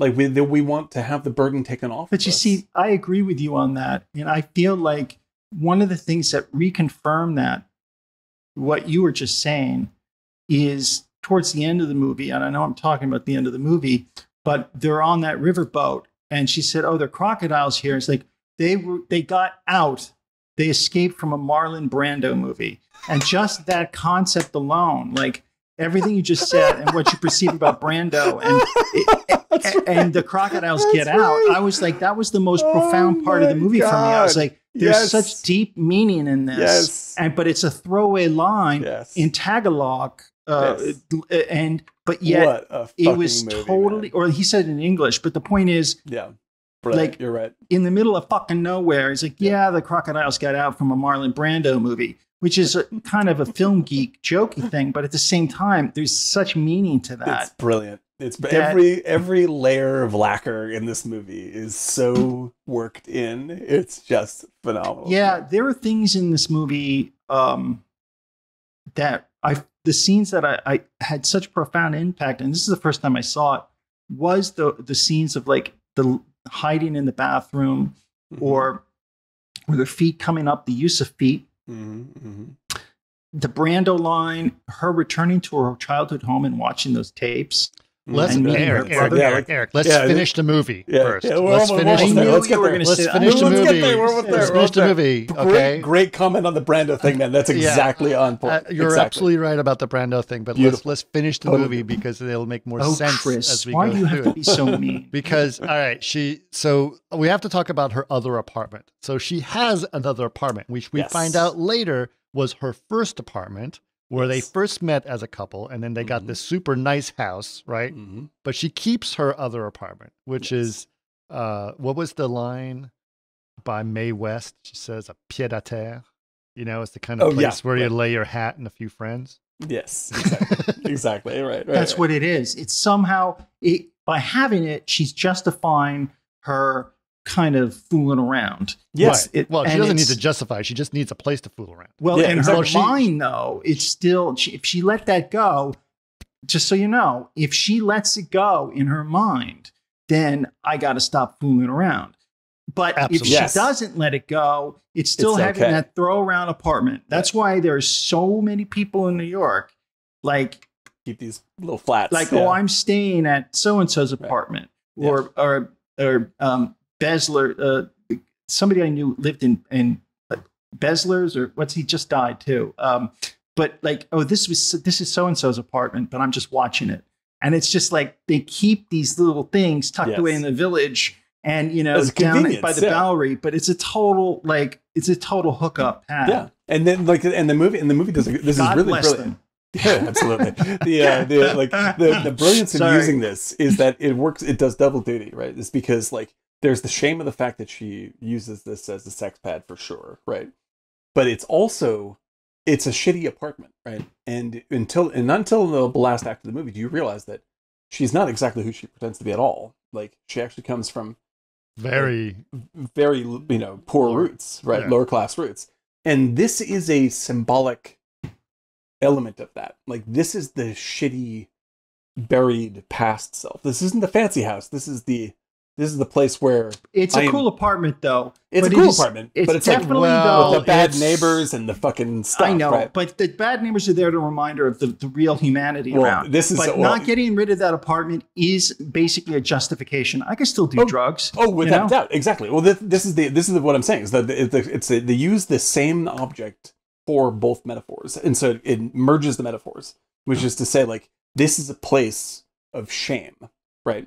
This is my shameful place, and it's also where Olga goes to practice. It's also where Olga goes to practice, right? And the acoustics are better, Chris. Come on.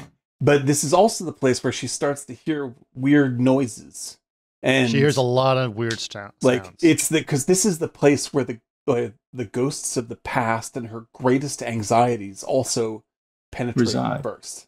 Right. Like this is her shame, and this is where it's going to start seeping into the film. Right. Right. And I think it's also where all of her anxiety is. It's all of her anxiety lives right. here. And so she, as I sensed it, she does have a germaphobe, not Germanphobe, but germaphobe. And there's this strange neighbor that's next door, and you find out that this neighbor has a dying mother. Yes. Horrific scenes. Yes. With that. Yes. And this is, I mean, again, a metaphor for her own fears. This is like for her own fears. Yes. Yes. Like here's the neighbor who is dying is a mirror. It's like in Mulholland Drive. Right. It's like the dead body in the bed. Right. But that was but the child next door was also disabled in a way. Yes, exactly. Yes. Like this, it's also so broken and shameful and strange and haunted, it's weird and bizarre. Sounds. Yeah. Constantly finding weird sounds. Yes. Right. And it's also the place because like there's the neighbor's medical equipment is going like or whatever it is, like that noise over and over. She's like, where the fuck is that noise coming from? And that's also where she starts to try to compose something using those notes to kick off of. So she understands. Like she's trying to make actual music. She is the fact that she is unable to make music herself is highly symbolic, right? Yeah. Yes. And but that goes back to what you were saying earlier. Yes. Like there's a body of work and a no body of work. And no body of work. Exactly. And that's where she is. Yes. She is unable to communicate her true self because she is so profoundly ashamed of her true self that her true self is essentially a ghost in her own life.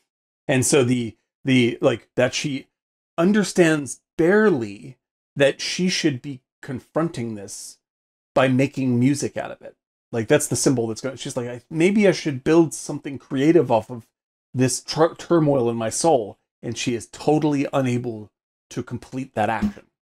And even like the Olga comes in, she's like, it's pretty good, but you should change a few notes. You're just like, okay, like everyone seems to understand this about Tar except Tar, because she can't embrace or deal with her past at all, like no matter what.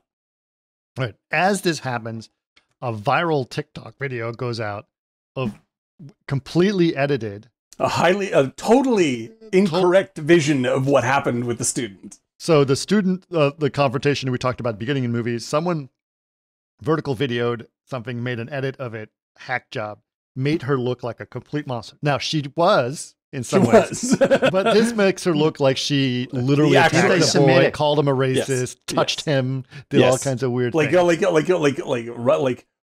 All but referred to him as like by the N-word, right? Like it's just like, oh yeah, like it was because everything is taken out of context, reassembled, so it sounds like she is this absolute horrifying, abusive, racist monster. Right. And what's great is that the video is completely factually incorrect. Right. But in the essence of it is true. Right. Like, it's like, it's not entirely wrong. It's just not real. So this is when everything's starting to, her world is crumbling, right? Yes. Point, right? Fast. Another thing that happens is she drives Olga. This was a strange scene. Now we're getting the meat and bone. The meat on the bone. This is it. Go ahead. Or meat off the bone. This is the meat off the bone. Yes, exactly. This is this movie is, I'm just going to say it. This movie is a ghost story, at least symbolically, but possibly actually a ghost story. Yeah. Because she starts hearing weird noises that are hold on. She drops off Olga in a car, right? Mm-hmm. And Olga sort of forgets this little bear, little stuffed bear. Right. And she wants to like, oh, Olga. And so Olga goes off into an alley of some kind. Or it looks like a tenement building. Right. Yes.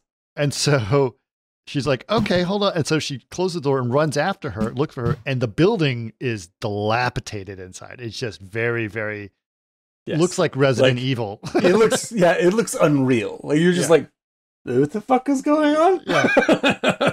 and then you hear down into a basement, steps down into the basement, singing, right?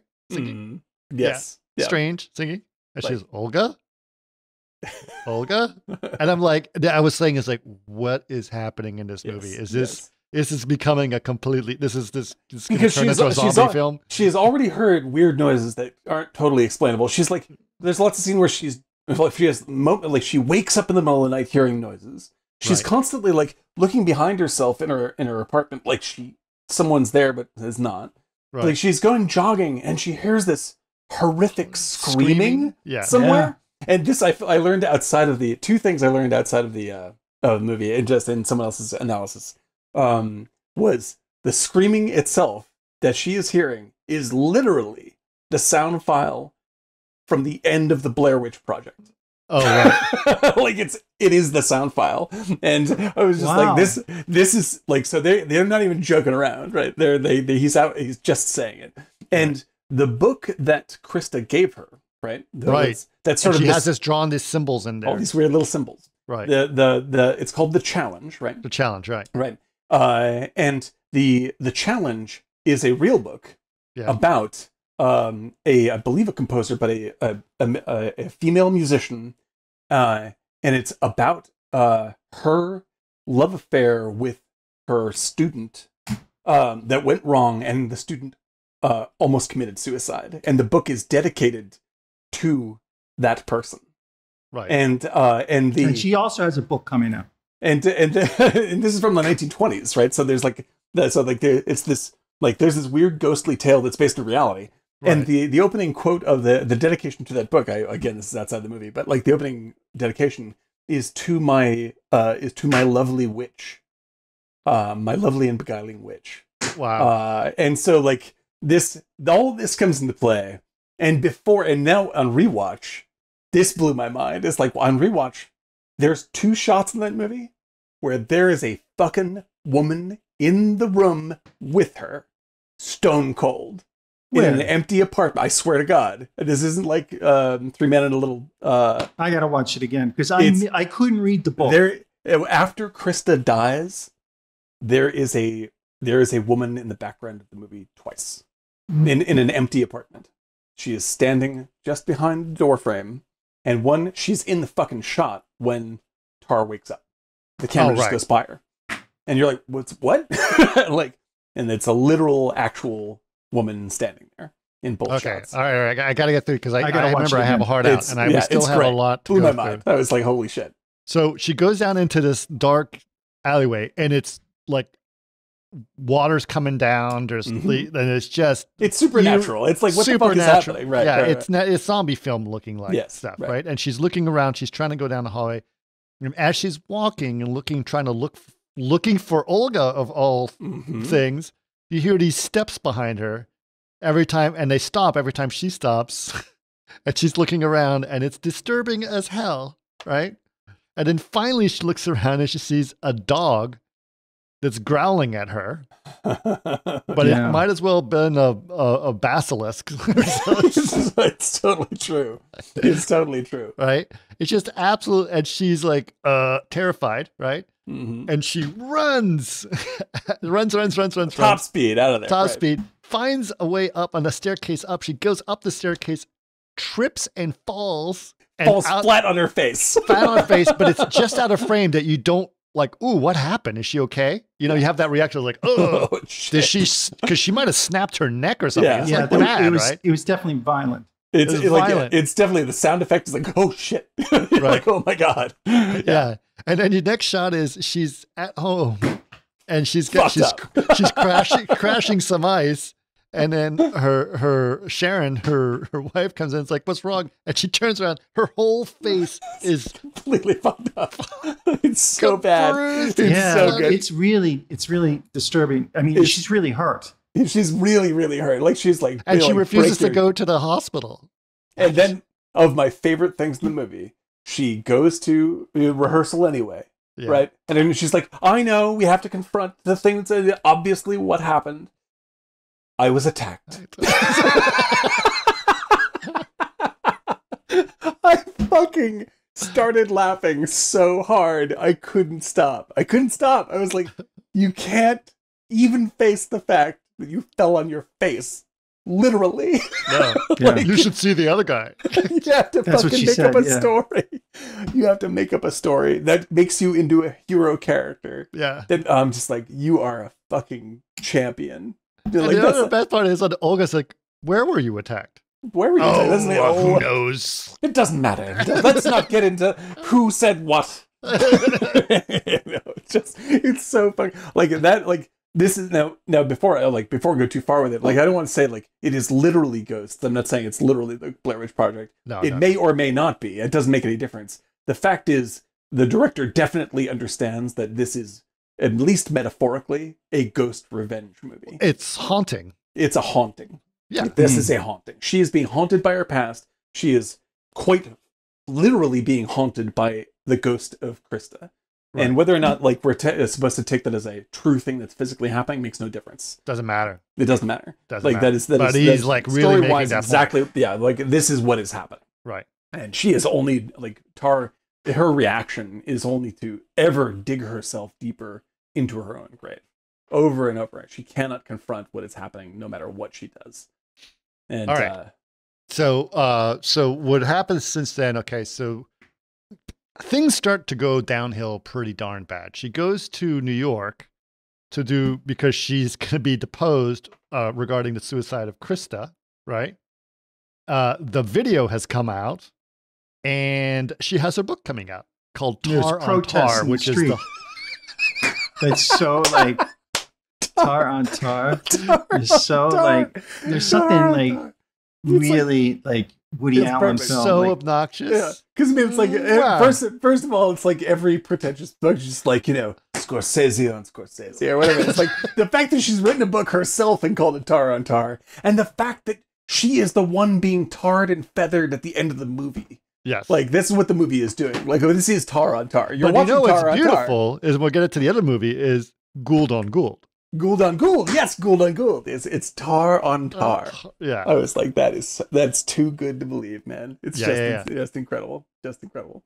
Okay, so she goes there. People are protesting because they're protesting that she, of her relationship with Krista, which is now becoming way more public, right?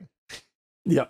And she does not have Francesca quit? What's going on? I forgot about that. Yeah, that's the sign right there. It's genius. Right? So Francesca quit, so she says she brought Olga with her to help her. Uh-huh. And there's tweets that are going out or whatever. Is like, check out Tar's new fresh meat. And she's so good. Right? Yeah. Oh my God. And so it gets pretty darn bad. And then so while the protests are happening outside, and she's trying to do her talk, read from her book while this, and everyone who's paying attention is just as pretentious and horrible. It's awful. It's awful. Yeah. I mean, like it's such a clown show. I just remember, you know what this reminded me of? I have to tell a story. Okay, so her reading her book and the people listening to stuff. it reminded me of when I was at Rice. There was a lecture series that was done in conjunction with University of Houston. So what they actually did is University of Houston and Rice University pooled their money together to get big architects to come by and do a lecture series, right?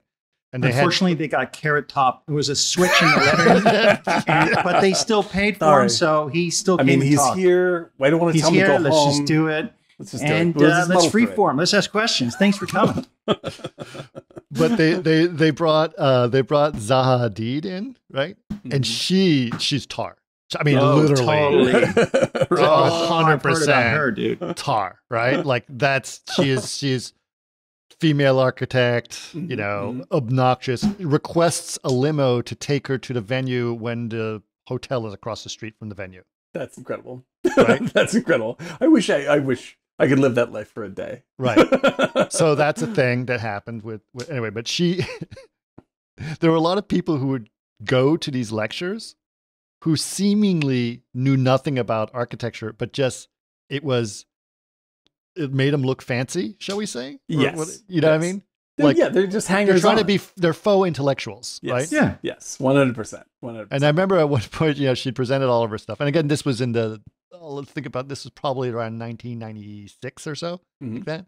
And she was very advanced in terms of some of the stuff we're doing. And I'm not diminishing any of her work. She's a fantastic architect. To be consistent with everything she is a fantastic architect. Work is work. You can't deny work. Unfortunately, she was a fantastic architect. She did pass away.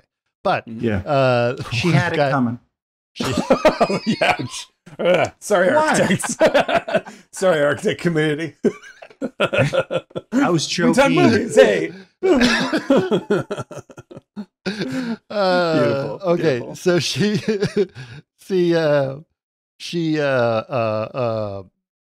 anyway, someone asked her, is like, hey, so obviously someone who's not an architect, older guy, not a student, whatever. And he comes up and is like, I noticed you use a lot of computers for your work. Do you use the Adobes?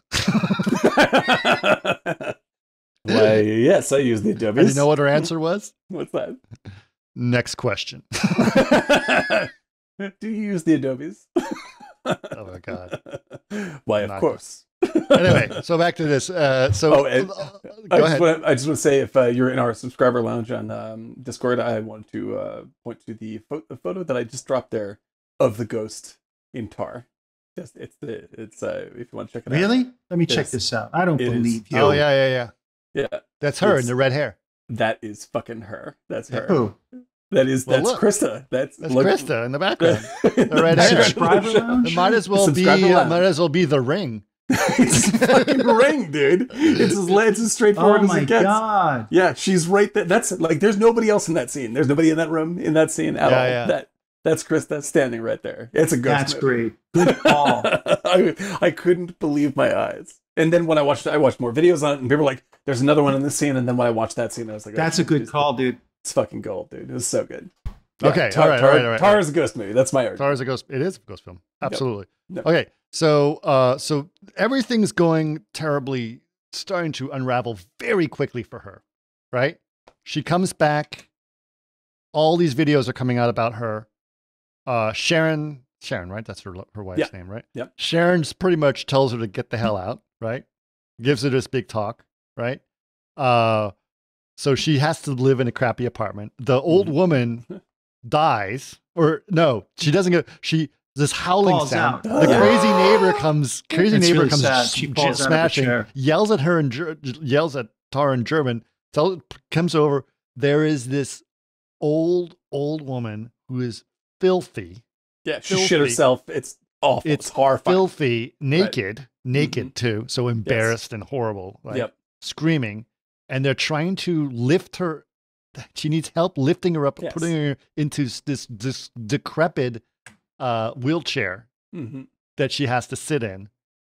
And she does this, and she puts her in there, and she's she's just completely just, you mentioned earlier, she feels like this is an image of her own death, right? Yes, like, this is Tar. This is where my life is going. I have shit myself, and this is my end. I shit the bed, Yes, right? exactly. And so she comes back and she immediately strips and just starts to scrub herself down because of that's her, like total OCD stuff. Oh, it's so beautiful. She's a big German. Well, I remember have to get this off of me. it's just horrified. And at which point, and then Olga stops by, and it gets bad. It gets bad. Yep. So the situation is basically now everyone turns against her, including the orchestra. She's kicked out of the orchestra. Everything is really, really bad, right? She finds out that the leechy rich dude, Mark Strong, right, has taken over the performance right of Mahler's 5 from her. Right. Like, she sees this as she's running. Right. And she's like, what? Loses her fucking mind. Well, not only that, but he no longer allows her to use his plane. Mm-hmm. Yes, exactly. Right? Yeah. And she's like, oh, well, I want to fly myself. She gets in a limo. The guy hands her an invoice.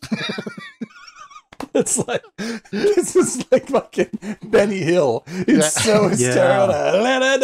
Like, everything goes wrong for her all at once. All the dominoes fall. Yeah, like, but there's more all is lost in this thing. Oh, the cherry on the sundae has yet to arrive. Like, I'm already, like, this is like nonstop hilarity for me. Like, at this point, like, this is like, oh, the comeuppance has begun. Yeah, and it's all falling apart on her. And then she's in her apartment. I love this one. This is the best one. When she's in her apartment, someone knocks on the door. Oh yes, the dead body, the mother's is moved out. So she's dead. She's dead, right? So she's dead. She's on she has to move out of the way of the staircase so they can take this dead body out, right? Yeah.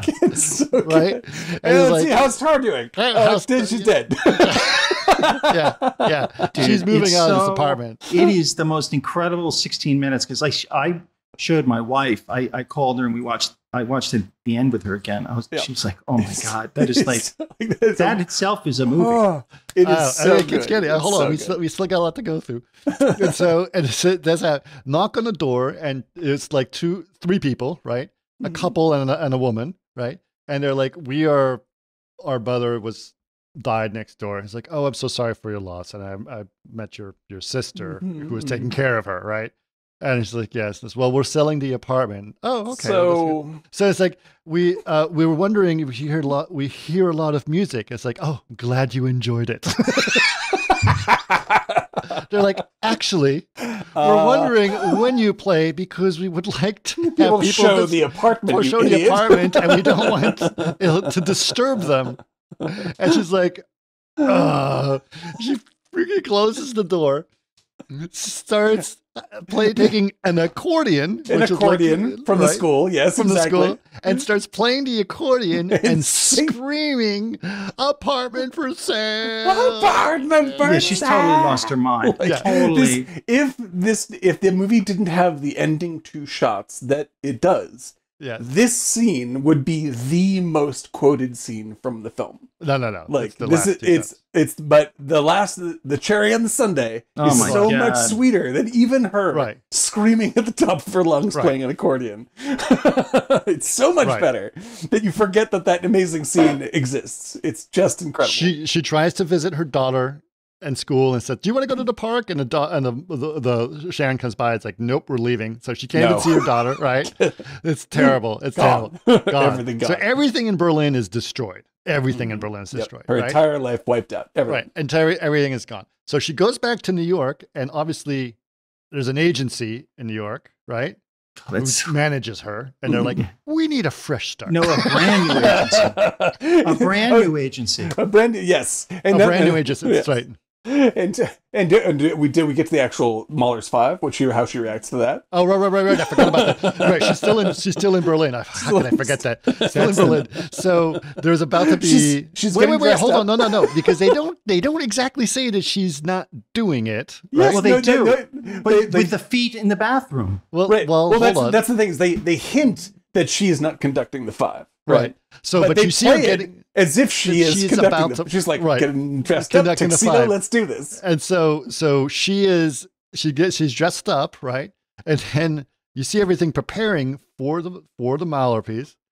You see her in the bathroom. Her feet come down through the stall. So we have the stall thing again with feet, right? So she's been hiding in the bathroom, right? Comes out, opens, right?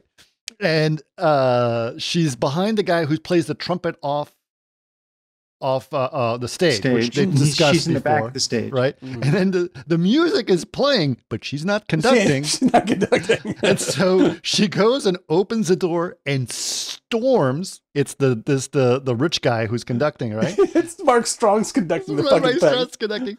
She storms him and just tackles him off the thing and tries to start. She turns up, stares all fucked up. She's like, "Give me some eyes." And everyone puts down their instruments. One guy does, who was the one that met her in the office previously, and she wants to change. And he was like, "Well, we have rules." Right. He was the one that follows rules. He's the first one to put the instrument down. Yeah, of course, makes sense. Yeah, she's a German folk. But yeah, he's like, "Fuck this," and then it's all over. It's all over. And then she starts to punch him in the face as during a performance. A full house. Full house. God. Everyone's dressed up to see the Mahler. So good. This is like that scene, another There Will Be Blood bit. It's like that's the scene in There Will Be Blood when he's put the napkin over his face and he's going like, "I'm going to," just like, bro, what are you doing? No, when he hits him with the bowling ball. He hits him with the bowling pin. He's like, "Finished." Yes, you are. Yes, you are. No, it's so fucking good. It's so good. If the movie had ended there, I would have been like, bravo, great movie. No, but they really want to take her down to the bottom. They really want to drag her down to the bottom. Mom, I think I've hit bottom. No, you haven't. No, you haven't. Okay, so she goes so that was before she left Berlin, but then she finally leaves Berlin. New agency. New York, new agency is like, you really need a fresh start.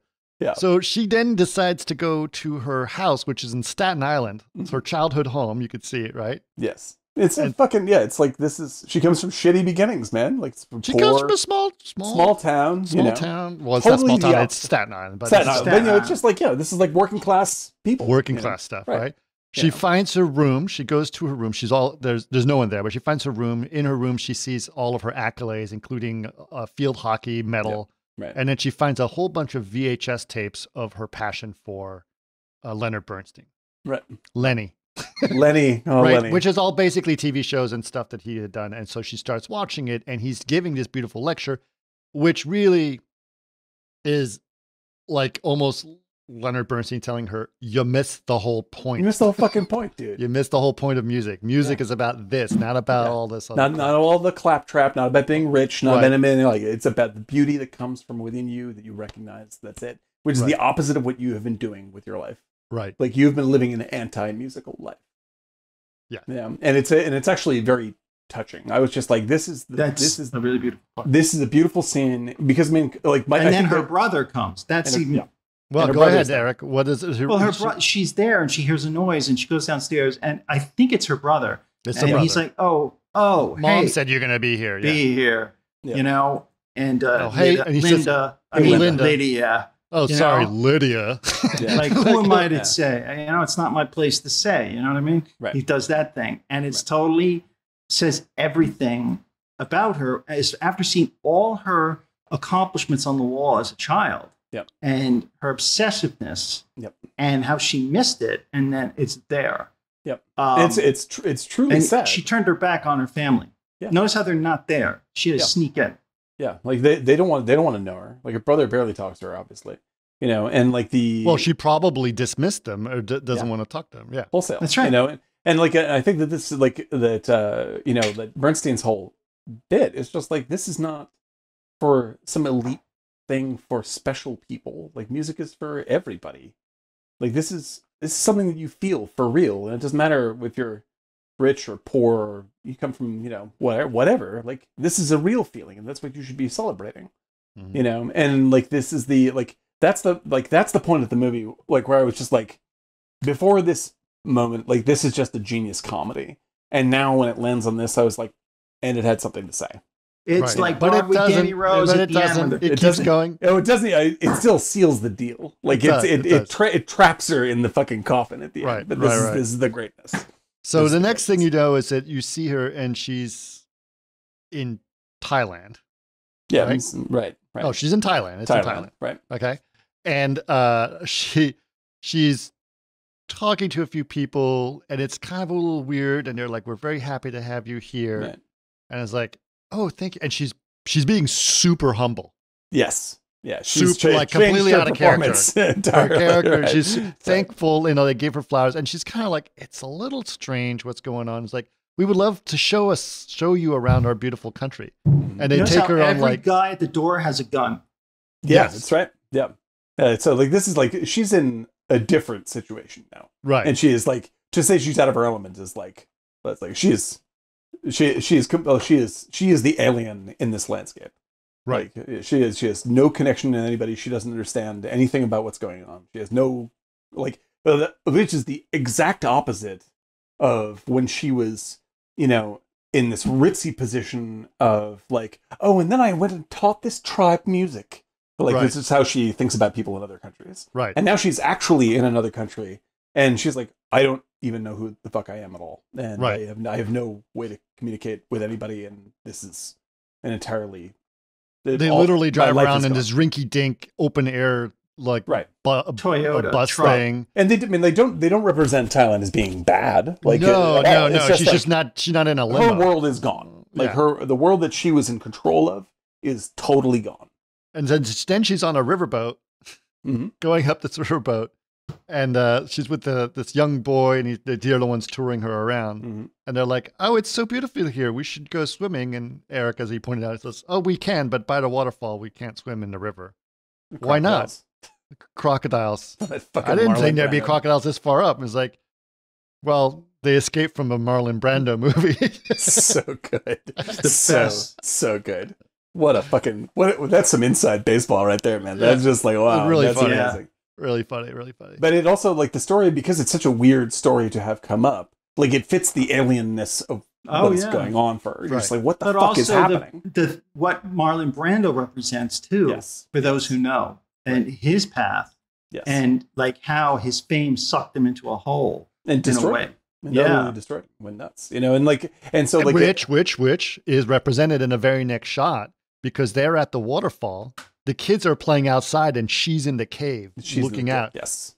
Like, which is this is where she's at. Like, because I think that like this is a particularly genius bit by Todd Fields. It's because like he doesn't like, if this movie were made in the 40s or whatever, like, look at the alien culture. Like, he doesn't do that at all. He's just like, this is a totally normal place, but it's normal for people who live here, and she has no control or leverage here whatsoever. Like, this is a totally different environment, and so she is exposed as a person. Right. Like, it's not like they don't have to alienify the world in order for it to feel like she's out of her bubble. Yes. And she's scared. But the thing about it is, at least at that time, you see that she's learning a lesson and there might be redemption. Yeah, it's a hint. It's a hint. Yeah, like, it's not, like she's trying to change her life. Yeah. And she will. There's a way she's going to learn and move forward until the very last frame. It is. Okay. Hold on. Right. Yes. So what the thing I think was interesting is, like, she goes to the hotel concierge. By the way, hotel concierge, this is not the Ritz. No, very definitely no. Not the Ritz, right? Hotel concierge is like, is there any place I can get a massage? Because, she hurt her shoulder, remember, from the fall and stuff. From the tackle. and so you're like, can you any place I get a massage? And I was like, oh, I know where this is going. Because I've seen Swimming to Cambodia with Spalding, right? If you're in kind of like a sketchy hotel, and in Thailand, and you ask the concierge for where's the best place to get a massage, and you're a white American, they're going to take it a certain way. Yeah. Like, they're going to say, yeah, well, I think I understand what you're saying. This is a very good place. Very, very good. And it goes to a place, and in fact, it does look very nice when you start to get there. Fancy for the kind of business it is. Cool. Yeah. Right. Fancy. And it's a brothel. But she doesn't realize that, because what basically happened, and this is exactly, it's exactly built the way that they described it in Swimming to Cambodia. Did you see Swimming to Cambodia? Yeah, yeah. I saw that live show. You saw the live show? Directed by Steven Soderbergh, as a matter of fact. Really? Yep. Yeah. Okay. Anyway, so he says, "Oh yes, come pick from the fishbowl." Like, wait, what? Right. What's come happening? Pick from the fishbowl? And so she goes, and there's literally a window, and in the window there are like 15 or 20 women kneeling, holding with robes on, holding a tray with massage oils on it, all looking down. Supposed to pick your masseuse. You're supposed to pick, except one is looking at her. Yes, and that one, and I'm not the one to notice this. This is another analysis. My wife noticed the same thing. Okay, so this what are you going to say? Because she said something. Okay, what this guy pointed out, and I totally agree, is number one, this is laid out exactly like the orchestra. Yes, and she's picking one of the girls, and right. Also, the girl she picks is wearing Mahler's 5. It's a 5. Right. It's just like, yep, there we are again. She throws up at the end. So was that a girl or was that or it may not be exactly. It may no. There was something about. I think she threw up because she realized everything. I think she realized what this. I mean, you may or may not be right, but I think she throws up anyway because like she realizes her position now. But I think beyond that, I think she engaged in sexual activity, whether it was a girl or a man. She did. Could be true, but then she realized what her life is now. Yeah, it's like she finally just, it comes to like this. It's not a student that falls in love with her. She has to pay somebody for sex. And that's the sort of the brilliance of this scene for me is that like this is actually no different than what she was doing before. It's just that now she can't lie to herself. Like there's all this other architecture around her in her previous world where she's like, oh, that girl must want to sleep with me because I'm so wonderful. No, it's because you're the fucking conductor. Yeah, you picked it. Yeah. Pick number 5. Yeah, that's it. Yeah, and she was actually, if you look at the way that the orchestra is set up, she's pretty much in the same place that Olga would have been. That Olga was. Exactly. And so like this reveals to her like this is you being in a position of power to be able to afford this. This isn't about you being so amazing. This is a business exchange. That's all that's been happening your whole life. So all of your relationships are this. Like you don't have anything. Like, it's the last thing to take away from her. That's why she throws up. She's like, everything I thought was real was not real. All of my love was transactional. My life was an illusion, and I built it that way because I was so ashamed of who I am, and now that's all I am. Right. And that's all she's got left. So let's get to the cherry on the. And then so Eric, I think you're exactly right. She hits bottom in that moment. She hits bottom in that moment, and then that's the moment where you're just like, okay, if she can make this realization, maybe she can change. She could change, and you're maybe she'll have a new start. There will be change for her, but no. So we see her rehearsing. We see her rehearsing. Look how steep the climb is. Yeah, but the thing is, when you see her rehearse and you see her go over the papers, and she's like, "What is the meaning behind it? I can do this. Yes, I will treat this seriously. I'm going to take it seriously, and I'll get redemption." But she's so pathetic looking. There's a weirdness to her. Oh, absolutely. She's completely lost all of her confidence. Completely. When this happens, she gets all of her shit. She's like. She's trying to put on airs, and she's trying to get her shit together. And I'm going to learn something from this and start again. And now you can see that I'm a conductor again. I've learned my lesson. Try. And then the movie shows you exactly how fucking steep the mountain is she has to climb in the last 2 shots. So she walks out on stage. Well, gets ready. She's not gonna. There's no mountain to climb. She's done. She's toast. Done. It's so like when this happened. I wish I had seen this with you guys. I cackled so loud. I could not. I was like, for the love of God. And I said to my wife, I could not believe. You know what I said? They're all fucking millennials that took her down. It's so fucking good. Right? It's These so cosplay good. people, millennials in the crowd. The orchestra itself looks like super low rent, like a high school level orchestra. Like, and the whirring engine. And so she starts to play the piece. They give her headphones to wear. They give her headphones to wear. Right? It was almost like a QVC thing, and it was like, wait a minute, headphones what's going on? It's so good, right? And then these screens come down. They might as well have been sheets, right? Yeah. And as she starts to play, a video game starts being shown, and a really low rent voiceover. Yes, cheeseball voiceover. Right. And then you're like, what the hell is like this big cheeseball, fun, fake adventure video game music. And you remember just before when she was doing rehearsals, like, what's the meaning behind this, right? Yes. And then she also, and then you go back to think about when she originally makes her look so pathetic. I know. Yes. And what's even funnier is this, and the woman's away in Osaka. Well, yeah. We'll talk about that in a second because that was something that happened before. But I have a hard in about 25 minutes, so I got to come back to it. Chris has got a hard out, so that's why. Keep going. So she says, as that happened, you're like, what the fuck is going on, video game? And then it pans to see the audience. The crowd. The audience is all in cosplay. Cosplayers for the video game. For the video game. And they're all like ready to hear music. And they are honestly enjoying themselves. Like they're there because this is amazing. So she's basically playing at Comic-Con Bangkok. And the game, and you guys may not know this, but the game that she is playing is Monster Hunter. I have played this game, and I have seen this. My kids have played this game. I've watched this game. And I was just like, didn't you pick up the significance of that? Everybody in the audience was pretty much like at the kids at the school who essentially took her down. Oh, absolutely. No. She's been destroyed by them.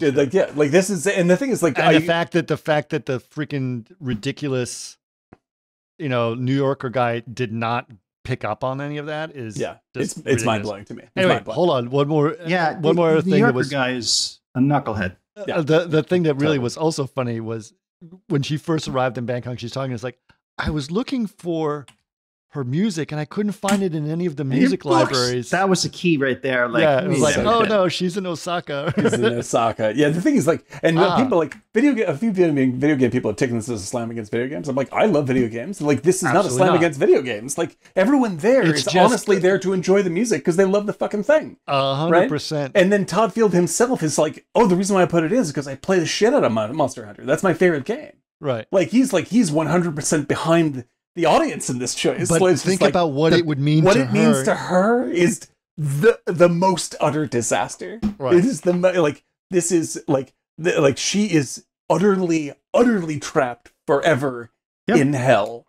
She's never getting out of that one, man. That was it. Like, incredible. And I thought there was redemption. And when I saw those cosplay, I was like, Mother of God, she's done.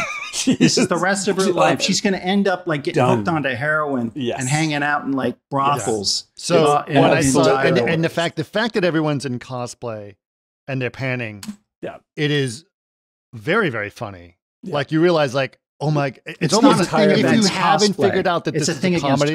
Yes, if you haven't figured out this is a comedy until that last shot, you're like, oh my god, this is a comedy.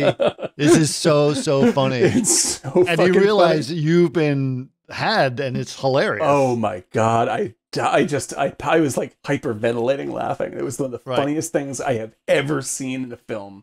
When it revealed that, I was so you are dark. Fucking genius, man. That's one of the best things I've ever seen. It's just incredible. It's a genius film. The guy is a great director, man. That is an A+.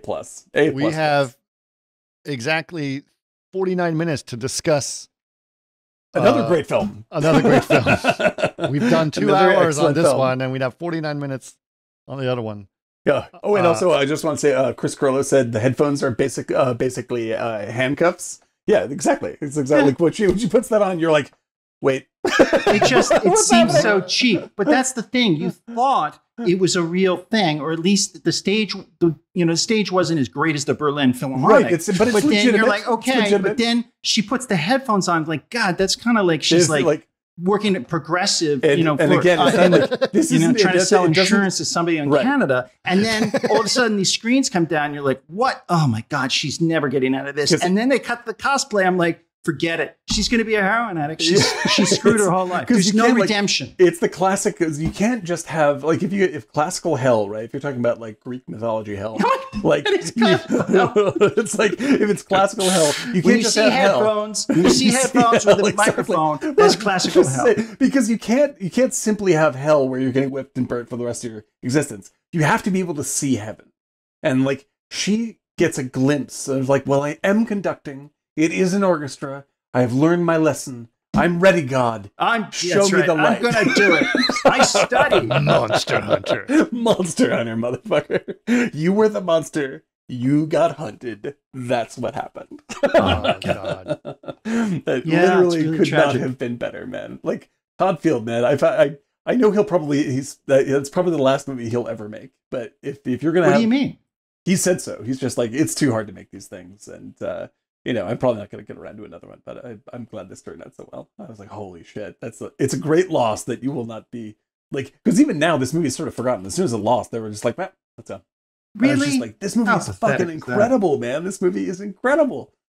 And the thing is for people like the New Yorker guy, I mean, like, this movie also, at least in part, agrees with him in the way that he would like it to agree with him. No, it totally agrees with him. He just doesn't get it. He just doesn't understand it. He wants to have it only his way. It's actually trying to get you there. Yes. In a very interesting way. Yeah. But he wants people to say, this person is bad. Yes, see, exactly. See. He wants to point at somebody else and say, look at all the bad people. As opposed to, right. Oh shit, maybe I am a cruel person. Which is what the movie is actually, like, the movie leads you through. Which maybe that's the problem, is he is, and he doesn't want to admit that. I think it's hard for narcissists to appreciate the comedy of The Shining. Like I think that's what it comes down to. The Shining is extremely funny. That's why there's a hard cut to Nicholson frozen at the end. This is the hard cut to Nicholson, only in front of cosplayers. That's what this movie is. You know, like, as soon as in The Shining, as soon as it goes dink, and you see Jack frozen in the snow, like, you're like, oh, it's funny. And that's what he's done. Yeah, and it did the exact same trick in this movie. Exactly the same thing, dude. No, it's a true masterpiece, and I think that Todd Field is like, it's one of the, he's going to go down as this unsung great director. 40 years from now. What a masterpiece. That's an absolute classic film in my mind. All right. Really wonderful film. So this film is called 32 Short Films About Glenn Gould. Right? This is a good one. I always mess it up because I always call it 23 short films, but it's 32. I'm assuming that most people have not seen this film, if they've even heard of this film. Anyone in chat, go ahead, everyone chime in, let us know. Have you guys ever heard or seen this film? Yeah, like, because I'd be curious. I think that, like, I know the film folks I know, like, most people have heard of it. Maybe 1%. It's strange because that was a big deal when I was in school. I remember seeing it and loving the soundtrack. Yeah, but it's still. We'll talk about it, but we should do a podcast on it. Let's talk about it there. Yeah, we should do that. We should talk about it. Kick it around. No, this is like 90, 92, 93. And this is the very beginning of what became a huge wave of indie film. Like, it really starts in the 80s, in the late 80s. But like it comes above the surface with movies like Glenn Gould. And I was, 20, 22, 21 at the time. And this movie had a tremendous effect on how I think about how stories are told, how film can be used differently than regular pop filmmaking. And at the same time, you got to realize Slacker, another one of those films that just totally, it was like, what? Yeah, Slacker was more under the radar than this. And it's a great film, great film. But it's these movies that got me into that whole scene. And so rewatching this, I had not seen it in decades, probably. And I was like, it's just exciting to see this movie. Like, it's so, like, inventive all the time. It's doing a very simple thing, but it's doing it, like, maximum inventiveness all the time. Really beautiful film. This film is they reference Glenn Gould, who's a real person, in Tar. Yep, right? She references. She makes fun of him a little bit. Right? She makes fun of the way he plays the guitar, right? So he plays much more. Yeah. Right. Very punctuated. Yeah. Very punctuated way of playing guitar. Piano. Yep. Piano. So, and it literally is 32 moments. Short films. Yeah. Short films. They're not none of them are necessarily directly related to each other in anything, right? They are all separate and they all have. But they're all interconnected to his. They're interconnected about his life. Yeah. Sure. Who he is as a person. But it gives them the permission to be experimenting within the framework of each short film, and I try different approaches for everything. Try different approaches, and I think what you're alluding to earlier when you set this up, Chris, is like this also is a great sort of way to think about how movies actually work. Like there's no blab on this movie at all. Every single scene has a point, and it just makes it very clear. Like here's a short film, and the short film itself has something that it wants you to pay attention to. And when you're making a movie, that should also be true. It's just that it's smoothed out, And so like this makes it not only points out how efficient it should be, but it also makes it very discreet. So you pay attention to all the little things in a single scene that make a scene work. Right. And it's a great learning film for filmmakers, I think. And some of them are very short, like 45 seconds. Yep. Right. And some of them are animation. The animation one, which doesn't really hold up that much to me. It looked like Mind's Eye stuff, honestly. Oh yeah, I mean it's very much of its time for sure. It's totally of its time. Yeah, it's like light wave kind of stuff, whatever it was. It's interesting. Yeah, but like it's cool that they whatever they're doing. It's cool that they're trying it. They're experimenting everywhere. Yeah, exactly. Everywhere. Right. It does start off with a short film about him as in his youth. Mm-hmm. Right. I don't actually feel like I want to go through all of them. I just want to pick out some. Do it, but yeah, no way to do 32 ones, right? There's no story to this movie at all. There is no story, but there's some amazing pieces that were incredible, right? So we find out about his youth, and you hear basically like he was very, very gifted, right? But he also was very isolated. Mm-hmm. Lived in Canada, small lake house in Canada. His mother was obsessed with him learning piano, right? Played it to him in the womb. Played it to him in the womb. He like from the moment he could read notes, he could read music before he could read letters, right? Very, very into the piano, right?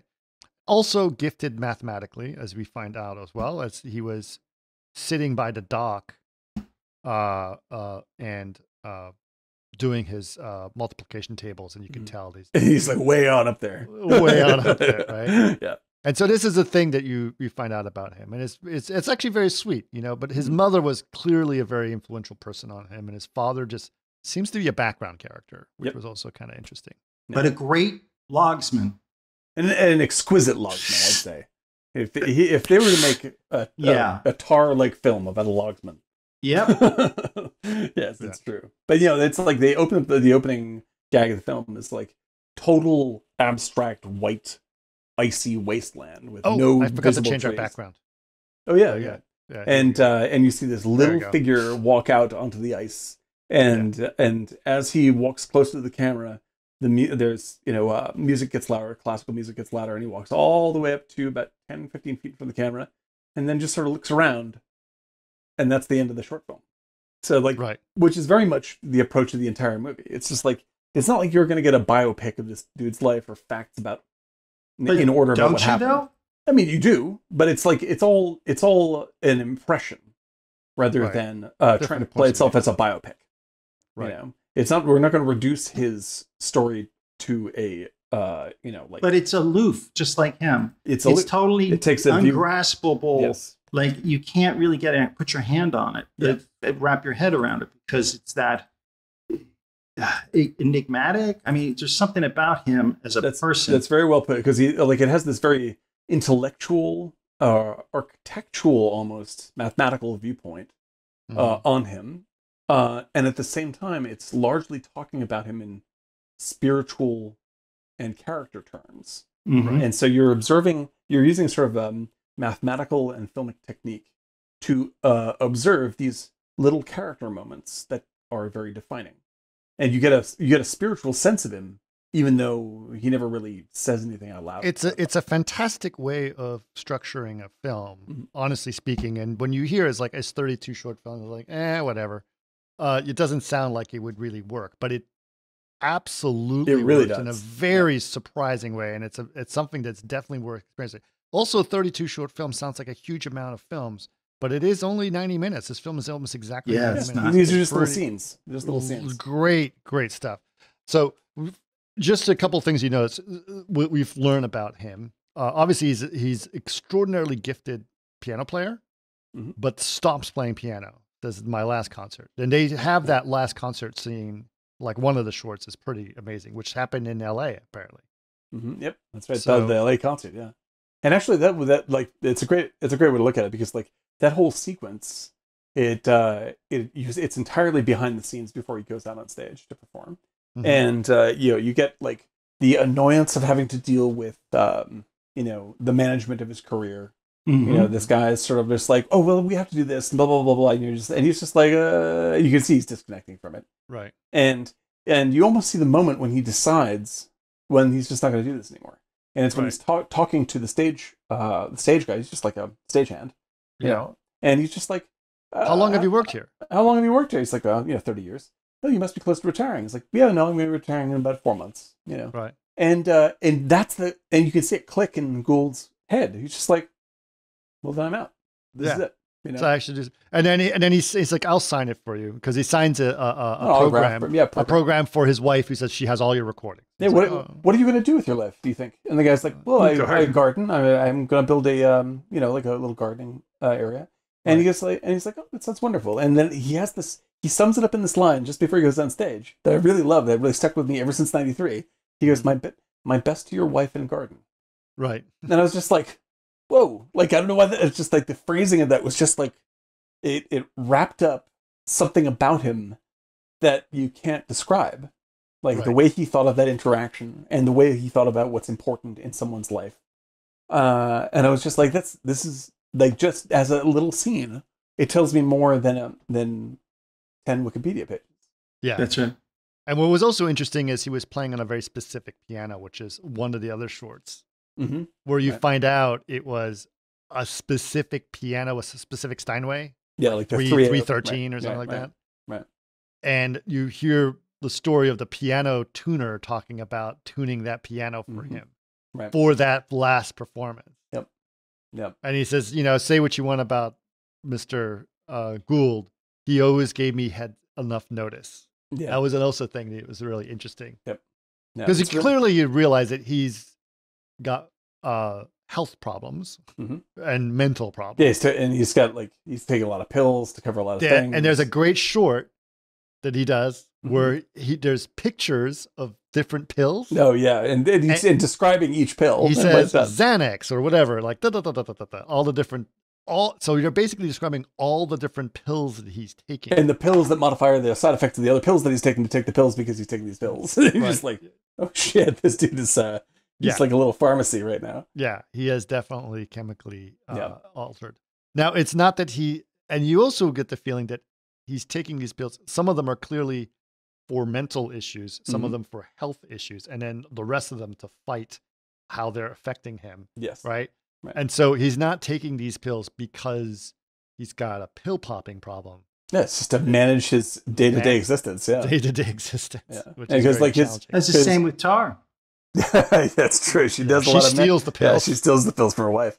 But yeah, it's like he's clearly he's autistic, or he's on that spectrum. He's on a spectrum, and so like he's doing a lot to manage what's going on for him. So he can interact with people in the regular world, because he's like, he thinks about things in an entirely different way, and which is what makes him plug in music so fast and mathematics so fast. Right. But like, in order to be a part of the world, like, he has to sacrifice his body in multiple ways. Right. And it takes more and more of like, he's only 50 when he dies, and the movie really explains why that's true. You're just like, that fucking his cardiovascular system must look like a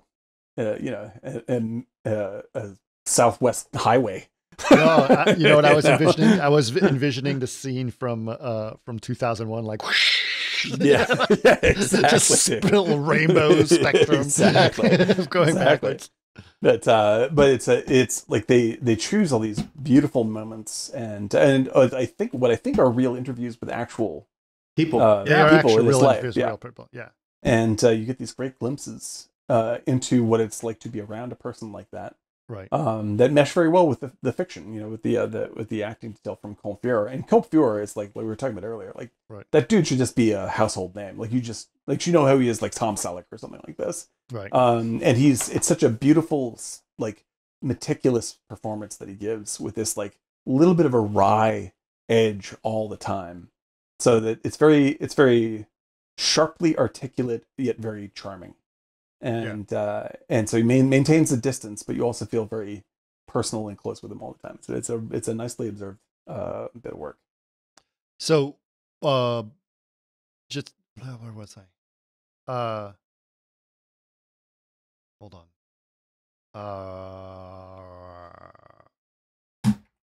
Oh yes.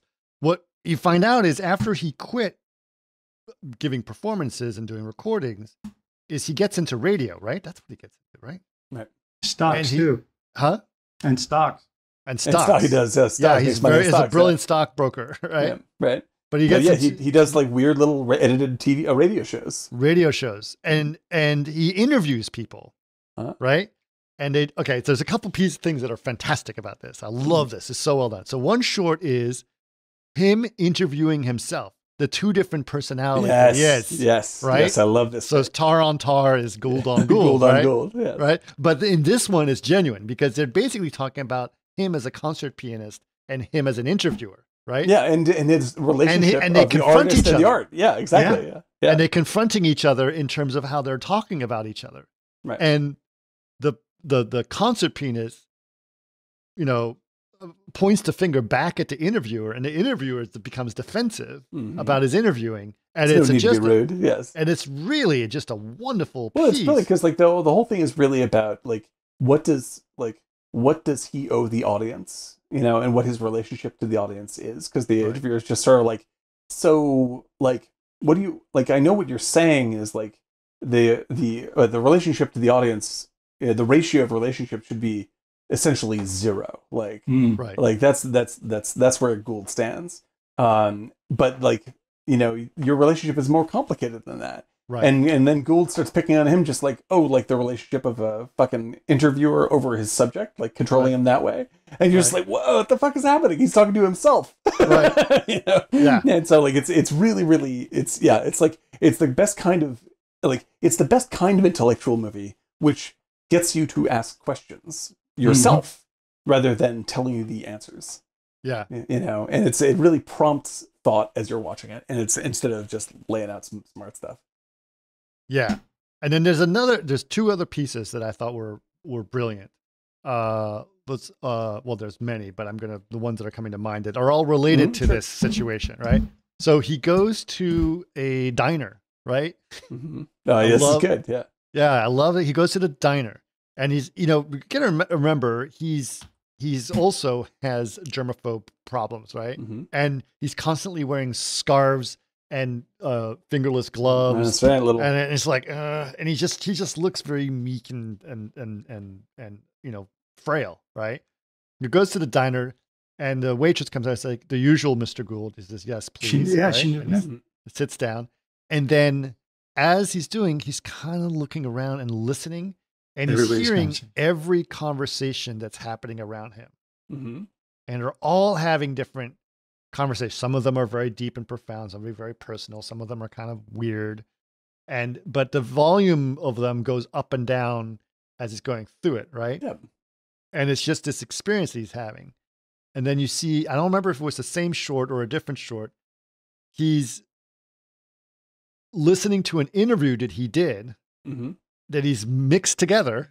Yes, you're talking about his radio shows and saying like, now I'm going to see because like in the diner, you can see that he's sort of conducting his own attention to these stories. And he's conducting the interview and then lifts another voice, lowers another layers voice. It over on top and so of that. He's conducting interview or multiple conversations like it's a symphony. So and it was and like brilliant. So you end up with this, like you get this beautiful diner scene where you're hearing these conversations according to how he is paying attention to them. He's conducting this. Right. And then he makes a radio show that is conversations layered on top of each other and over top of each other and conducted in this way. And then you go like, oh, the movie we're watching is this. Right. Like we are watching the Glenn Gould version of Glenn Gould's life. Gould on Gould. Gould on Gould. And it's like, it's really fun. Like it's a really fun way to get at something heartfelt and serious, And so the movie ends up being, and like sometimes when you do movies like this, like it gets pretty overly self-congratulatory in its artiness, or it's like very serious, whatever. It's very heavy. and it's very hard to process. This just trips right along, super enjoyable in a very, very light way. I think the way that they make it light, and I think Eric, you would agree with me on this, is by throwing in those real people talking about their relationship with him. Yeah.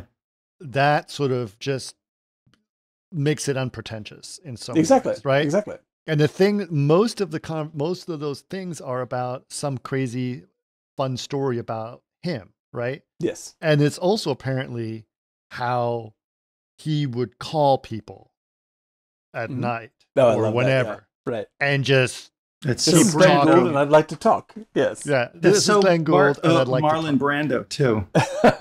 It's nothing. It's so good, dude. I mean, like, yeah, because like, you know, the guy's just like, oh yeah, I was on the phone with him and like we were just talking. And it was late at night and I just fell asleep. And then I woke up later and he was still talking. Well, my son woke me up. He said, "There's someone on the phone you're still talking to." And I woke up and he was still talking. I don't know how long he had been talking, but I didn't say a word for I don't know how long. It's so funny. Yeah, but yeah, it's an incredibly charming little movie, and I feel like it made me miss indie films, you know. And it's not like they don't, like, there's still indie films going around today, but like the method of indie film and the method of being experimental even in TV right now is to copy other people's experiments or to copy great filmmakers' other stuff. And this doesn't do that. This is just like, let's fuck around. Like, let's do this with the camera, or like, let's just make an entire sequence about close-ups on parts of the piano, you know, and just see if it works. And like some things are more successful than others. But overall, like the tone is interested, you know, like the movie is interested in the subject and it wants to get there by having fun in the way that he had fun, you know, and it makes you like, you feel like the movie itself is Glenn Gould and you're getting to know the movie.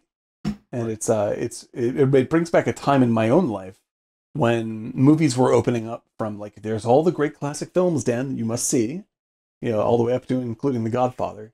But there's all these new ones that are being made that are groundbreaking, you know, that are from Linkletter or from Soderbergh or for, you know, like stuff that the first time I saw Sex, Lies, and Videotape, I was like, I didn't know what to do with myself, you know, and this is part of that set, you know, and it really, I didn't like, without being nostalgic about it, I would say we could learn a lot from that today, both in streaming and in YouTube and in making new content. It's just like be as fucking freewheeling as this, and like, you know, I think that many people on YouTube do this, but they don't do it with fiction. But they're a slave to the algorithms, and that's what's driving everything. And this is the same thing as happening on TikTok, unfortunately. So what's happening on TikTok, apparently, because music is so important on TikTok, that when people are composing or making music, popular music, they're getting to the hook of the song almost immediately. Yeah. Otherwise, it won't be popular on TikTok, which is the key thing. That's the driving force. Yeah. The driving force of music now is TikTok, right. Yeah. Which is kind of crazy. Well, I mean, because that's very much the, you know, and I don't want to sound old banny here. I'm going to try and back myself up out of this in a second. But it's like once the rat knows you hit the bar to get the pellet, like, it's not going to fuck around. It's going to just go and hit the pellet as many times as possible. Bing, bing, bing. You know? It's done. Like, that's what it is. And the thing is, like, I think that there's total validity in like, it's not an invalid style to be like, very short instant payoff. Like, that is a style and it's totally good. Like, that's absolutely but listen, I'm even trying to do that too. Like, I'm trying to take what we're doing here, which is a 3-hour podcast where you should listen to the whole thing and take these 1-minute segments and put them the up boiled down stuff is great. Like, but it's hard. It's hard. Of course. Because otherwise, but that's the only way we can do this. Dan and I are not doing it. You're doing it. So that's, dude, you know, you were taking certainly you're like doing the heavy lifting on this thing. But you're doing the heavy lifting, which is great. But the thing is, those things are quality crafted, very brief. They get to the jokes very quickly, and they're great. I'm not arguing against doing this. But the fact is, I have to do that. I cannot convince anyone else to do it. Yeah, like because there's a I think at least some people that listen to us want the super long, talked out, full exploration version as well.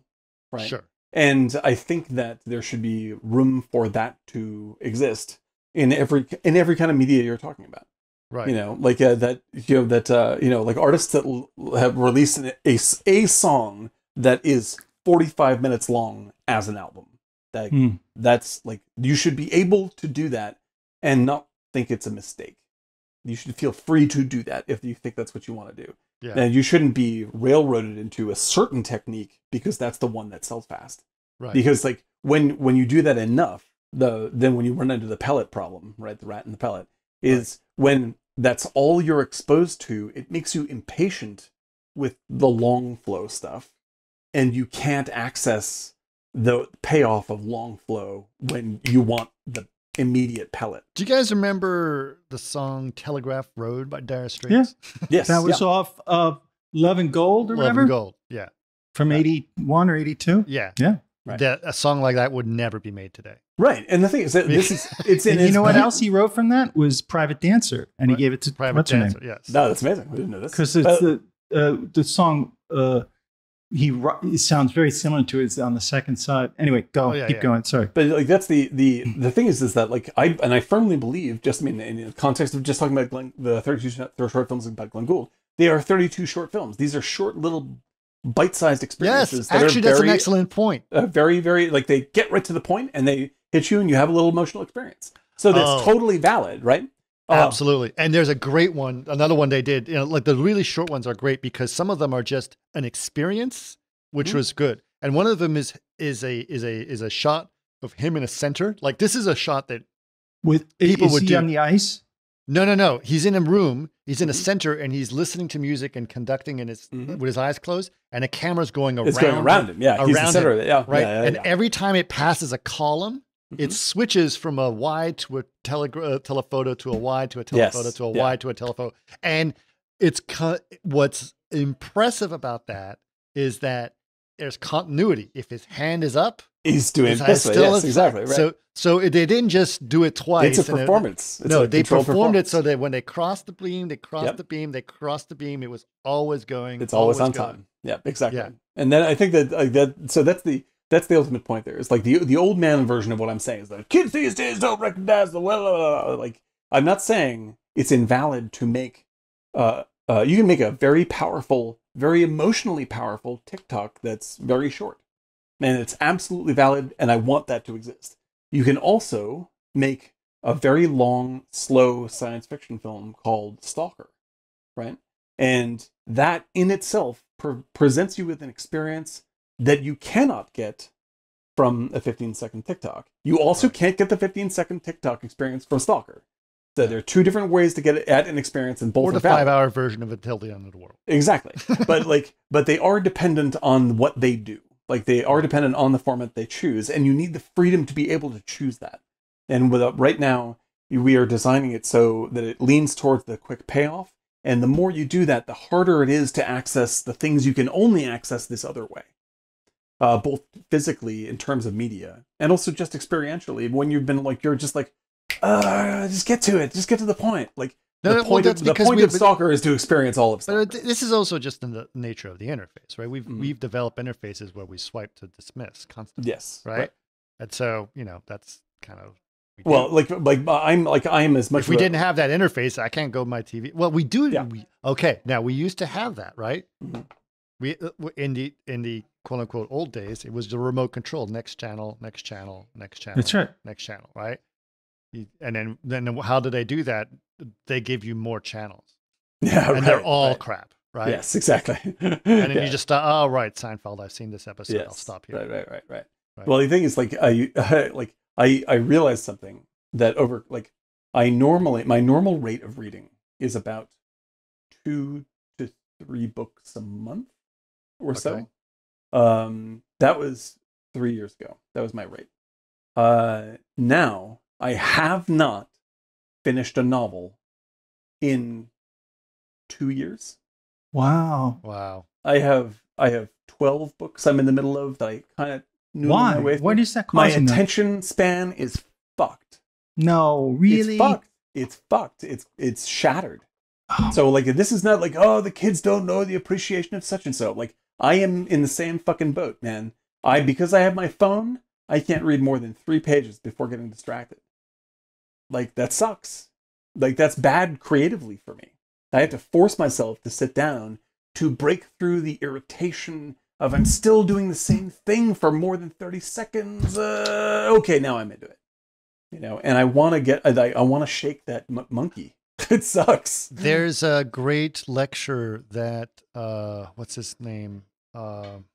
Huberman? Monty Python guy. John Cleese. John Cleese did about creativity and the process of creativity. That's exactly about that. Mm-hmm. We'll play it. We'll put it on our Discord. That sounds good. But yeah, this is the thing, dude. This is.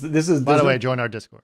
Yes, please do. But this is like, there's no generational aspect to this at all. This is just our media and communications environment. It'd be so funny if you said that. There's no generational thing. But if you're under 40, you don't know the fuck you're talking about. So don't even bother listening to me. But it's not generational. I'm just saying you'll never understand it. So don't even think about it. This is the situation we are all in right now, where it makes it very. I don't blame a man for the loss of my legs. Chinaman took him out in Korea. Best line ever. So great. But this is like, I think put our Discord link in the chat. Remember in Sexy Beast, they're on the beach and he's like, talk to me. I'm a good listener. He's like, I can't do it. Fuck you! You can't do it. Exactly. But this is because there are books I love. They're like incredibly long books. I love reading incredibly long books because it puts me in a spot where I'm like just totally into a zone. The world, the end of the world of the book.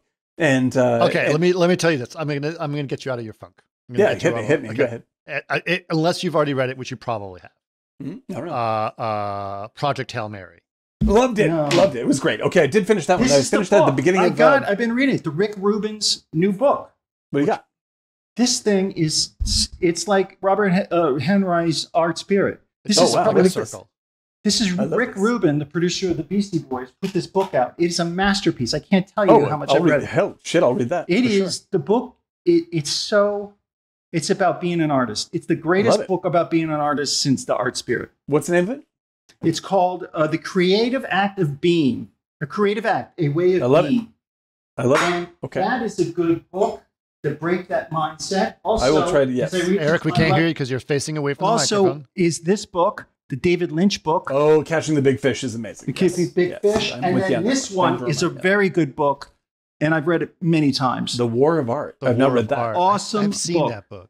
Oh, that sounds great. This is an amazing book. This by far is the best book I've read.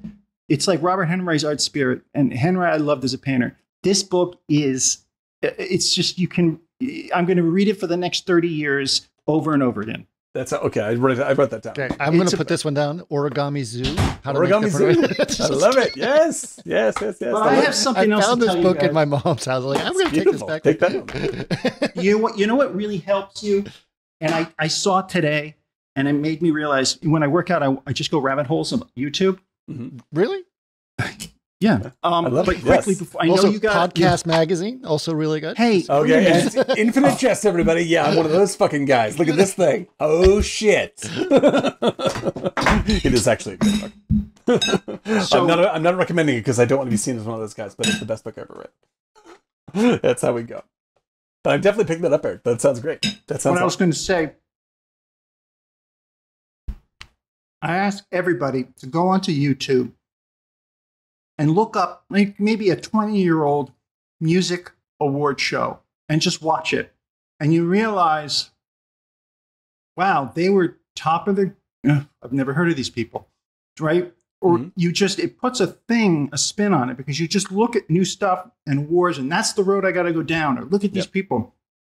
Go back and watch these award shows and you're like, God. The YouTube one that I got into this week that Jason's also loves is Rock Virgin. I love it. Thanks for sending the link. I went down that rabbit hole. My God, great. It's amazing. She's fantastic. Eric, this is so all. It's you to 100%. It is in fact related to our podcast. Yes, because it is a classical musician. She's a harpist and a music teacher, right? And a piano player. She's never listened to rock and roll. Yeah, she's totally out of the loop on any of that stuff. Yeah. And so what she does is people suggest rock songs that she should listen to, and she listens to them and reacts to them and explains what her feelings are about this song. And the first one the way I got introduced to it was actually through Radio Paradise. If you guys don't know Radio Paradise, have you ever heard of Radio Paradise? It's actually an internet radio station called Radio Paradise. It is there's no ads whatsoever. It's completely user supported, and it's an absolute incredible mix of music. And he's really, really good. But he also does play some Mark Knopfler and Dire Straits. So he was playing Brothers in Arms. And I was like, oh, I love Brothers in Arms. And at the end, during his little DJ part, he's like, I just saw a video of classical musicians hearing this song for the first time and her reaction to it. And you should look it up. So I looked it up and I found her. And it's beautiful. Oh, it's so good. It actually got me quite choked up. Like I was crying at the end of it because it was like, oh my God, it's such an incredible thing. Yeah. Yeah, all of this is on our Discord, Eric. We talked about it for a long time. So you should really go to our Discord. And everyone should go to our Discord. Everyone should go to our Discord. That's what I go to the Discord. I'm engaged. I put stuff in the AI section. I know, but did you click on any of the links where I actually called you out by name? Hey, Look, can we put up our Discord link for the? It's already up there. It's already up there. Okay, yes. Please go to our Discord because we put up stuff like this all the time as it relates to the movies that we're talking about, as it relates to virtually anything. We have all sorts of random bullshit up there that's really, really funny and charming. We have an incredible bunch of people that chat with us there, and it's a really positive experience. Unlike many Discords I've been a part of, which are less than positive. Where people trade government secrets. Yes, exactly. I mean, we try. We do our best, but we couldn't really wing it. So the other one that she did, I was like, oh, I got to see this, is they said she did Bohemian Rhapsody, right? Oh, yeah. So imagine a classical musician never heard Bohemian Rhapsody. She must have loved Bohemian Rhapsody. And so the way she does it, she literally stops it as she's reacting, says what she says, and listens to it. And so one song could take her like 30 minutes to discuss, right? Right. And so she's hearing it, and Bohemian Rhapsody is like, oh my God, because it obviously sounds like an opera, and it sounds this and that. So she gets into it, and then gets in, and then obviously there's a big transition where it starts talking, it starts going, Mamma Mia, right? And she's like, what is happening? What is happening? Yeah, that's right. That's right. It's like, it's wonderful. So good. I'm going to watch that one. She's really, what's really funny is I was watching it, I was really struck by her mannerisms, her look actually, and her whole presentation is exactly like one entire half of my family. Like who are all mathematicians and all musicians, right? They all are like, and I mean this in a complimentary way. They're all exactly like her, and it's incredibly charming. What I think is very, also very wonderful about what she's doing. First of all, it's a very smart YouTube concept. Great, along the lines of Hot Ones. That's a great concept, right? Yeah, that's just so you know, I've been watching this thing for about 4 years now called Lost in Vegas. Same thing. Okay. Well, hold on. Let me finish what I was going to say, and we can talk about. But it's not a new concept. Yeah, and so she, one of the things that I think is really cool is that most of the songs are things that people suggest to her because she doesn't know, right? And so she's like, she listened to "Locomotive Breath" by Jethro Tull. Like she says, I'm really curious about this one because I hear he plays the flute. Like, I understand that he plays the flute.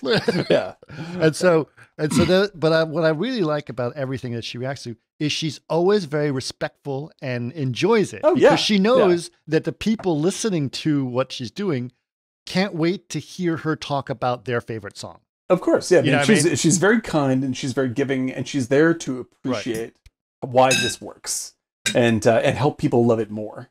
And there's a positivity to her presentation. I was just like, this is incredible, dude. Like, this makes me feel really good about liking something, which is the way it should be, I think. But like, if you're gonna do this kind of stuff, like even if you're hating on something, you should find joy in what you're doing. You shouldn't try to drag people down. She absolutely makes it like I like Dire Straits, but you love Dire Straits. I love Dire Straits, and I got choked up. I was just like, oh my God, Chris must have cried his eyeballs out. Yeah, no, I've actually said to myself, like, if there is one single celebrity whose hand I wish to shake, it's Mark Knopfler. That's the only one. He's a genius. There's no two ways about that, for sure. The only one I care about. And I, one of the nicest things that Karen has ever done to me is taking me to a Mark Knopfler concert, and I still remember it.